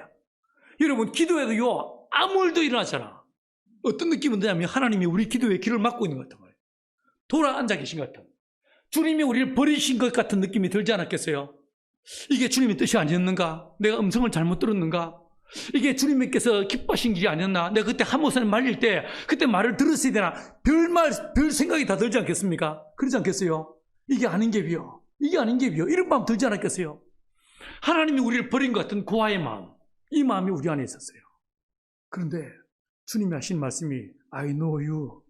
내가 너를 안다. 내가 너희를 위로한다 라고 말씀하셨어요. 여러분이 오늘 이 자리에 오기까지 여러분의 인생 속에서 여러분이 경험했던 그 수많은 즐겁과 고통과 실패와 눈물과 잠 못 이루던 그 기나긴 밤들, 그 고통을 누가 하시는가? 하나님 하신다는 거예요. 여러분의 눈물을 주님 하시고 여러분의 실패를 주님 하시고 여러분의 찢어진 마음을 주님 하신다는 거예요. 내가 너희를 안다. 내가 너희를 위로한다라고 하셨어요. 그 음성을 들으면 얼마나 울었는지 모릅니다. 세 번째로 주님 하신 말씀이 내가 이 공동체를 통해서 영광을 받으시겠다고 말씀하셨어요. 여러분, 그 사건으로 우리는 하나가 되었어요. 예배가 회복되어졌어요. 관계가 회복되어졌어요. 여러분, 근데 그게 끝이 아니었어요. 그 이듬해 저희가 농사를 짓는데 지금도 우리 땅이 없습니다. 소작농들이에요. 땅 잘 만들어가면 딱 주인이 뺏어갑니다. 근데 그 땅을 농사 짓는데 저희들요, 농법이 달라진 것도 아니고 사람이 달라진 것도 아니었어요. 땅이 달라진 것도 아니었어. 똑같은 땅이고 똑같은 농법인데 우리가 농사 짓는 작목들마다 말 그대로 30배, 60배, 100배씩 나타나는 거예요. 고추 심어 보셨습니까? 한 나무에서 붉은 고추를 몇 개나 따는지 아십니까? 우리 동네 어르신들요, 한 3, 40개 따십니다. 성령이 임하신 그 이듬해 제가 심은 고추밭에서요, 한 나무에서 붉은 고추를 350개, 550개, 어떤 건 700개씩을 땄습니다. 콩밭에서, 들깨밭에서 우리가 심은 작목들마다 말 그대로 기적이 나타났어요. 여러분, 주님은 지금도 살아계십니다. 살아 역사하십니다. 할렐루야. 실패한 우리 공동체, 싸우던 우리 못난 저희들을 하나님 더럽다 멀리하지 않으시고 약하다 꺾어버리지 않으시고 주의 성령을 보내셔서 우리를 하나 되게 하셨어요. 그리고 이 공동체를 다시 하나로 묶어주셨어요. 그리고 우리 안에 예배가 회복되게 하시고 찬양이 회복되게 하셨어요. 여러분, 근데 그게 끝이 아니었어요. 다시 그 이듬해 2년 후에 온 마을 주민들과 우리 공동체 식구들이 하나가 되어서 우리 마을을 바꿔보자, 이렇게 마음먹었습니다. 농림부에서 1년에 한 번씩 녹색 농촌 체험마을 공부하는데 거기에 어플라이했습니다. 우리 마을이요, 전국에서 1등, 상금을 2억 4천만 원을 받았어요. 와, 이거 돈 맛을 보이 눈에 뵌 게 없습니다. 이게 되네 싶습니다. 우와 싶습니다. 그래서 기왕하는 거 제대로 해보자 싶어가지고 우리 마을에 대한 30년 장기 발전 계획을 짰습니다. 우리 마을의 주거 환경을, 우리 마을의 에너지 환경을, 우리 마을의 이 상수도, 하수도, 농업 환경, 이런 8가지 파트로 쫙 계획서를 80페이지 기한서를 짰어요. 18억 예산서를 만들었습니다. 온 동네 분들 도장을 찍고 지장을 찍겠습니다. 딱 계획서 짜가지고 행자부 장관께 보냈어요. 여러분, 이 계획서가 아주 유일한 기회에 행자부 장관 손에 들어갔고 우리 마을에 국장 2명을 내려보내서 실사를 한 다음에 우리는 18억 예산서를 짜서 올렸는데 우리 마을에 24억이 들어왔습니다. 24억 돈이. 그게 끝이 아니었어요. 다시 2년 후에는 산림청에서는 산촌 생태마을로 선정돼서 이 마을에 18억이 또 들어왔습니다. 무려 40억이 넘는 돈이 들어와서 마을의 길을 새로 만들고 담장을 개량하고 부엌을 개량하고 지붕을 개량하고 마을 전부가 달라지게 되었어요. 여러분, 우리는 싸우던 못난이들이었어요. 우리 실패한 자들이었어요. 그러나 우리 하나님 우리를 더럽다 멀리하지 않으시고 약하다 꺾어버리지 않으시고 성령을 보내셔서 우리를 하나 되게 하실 뿐만 아니라 우리가 사는 마을 전부를 뒤집어 놓게 하셨어요. 그리고 우리의 농업이 자리가 잡히게 만드시면서 이 농업, 우리가 하는 농업이요, 전 세계로 뻗어나가고 소문나서 제가 하는 이 양계, 닭을 기르는 방법이 지금은요, 전 세계 60여 개 나라에 보급이 돼서 가난한 자들을 먹여 살리는 도구가 되게 하셨어요. 하나님이 하십니다. 주님은 살아 역사하십니다. 여러분, 이 선한 주님의 역사하심이 우리의 생명의 길교회 안에 충만히 임하셔서 성령께서 운행하시고 여러분이 예배할 때마다 주의 성령께서 운행해 주시고 임대해 주시고 역사해 주셔서 이 교회에 오는 자들마다 주님의 성령의 충만함을 경험하고 예수의 피가 여러분의 예배 시간마다 예수의 피가 뚝뚝 흐르면서 그 피에 적셔지는, 그래서 성령의 충만함을 경험하는 믿음의 교회가 돼서 이 시대를 변화시키는, 이 시대에 이 민족을 살리는 하나님의 계시가 풀어지는 거룩한 교회가 되기를 간절히 축원합니다.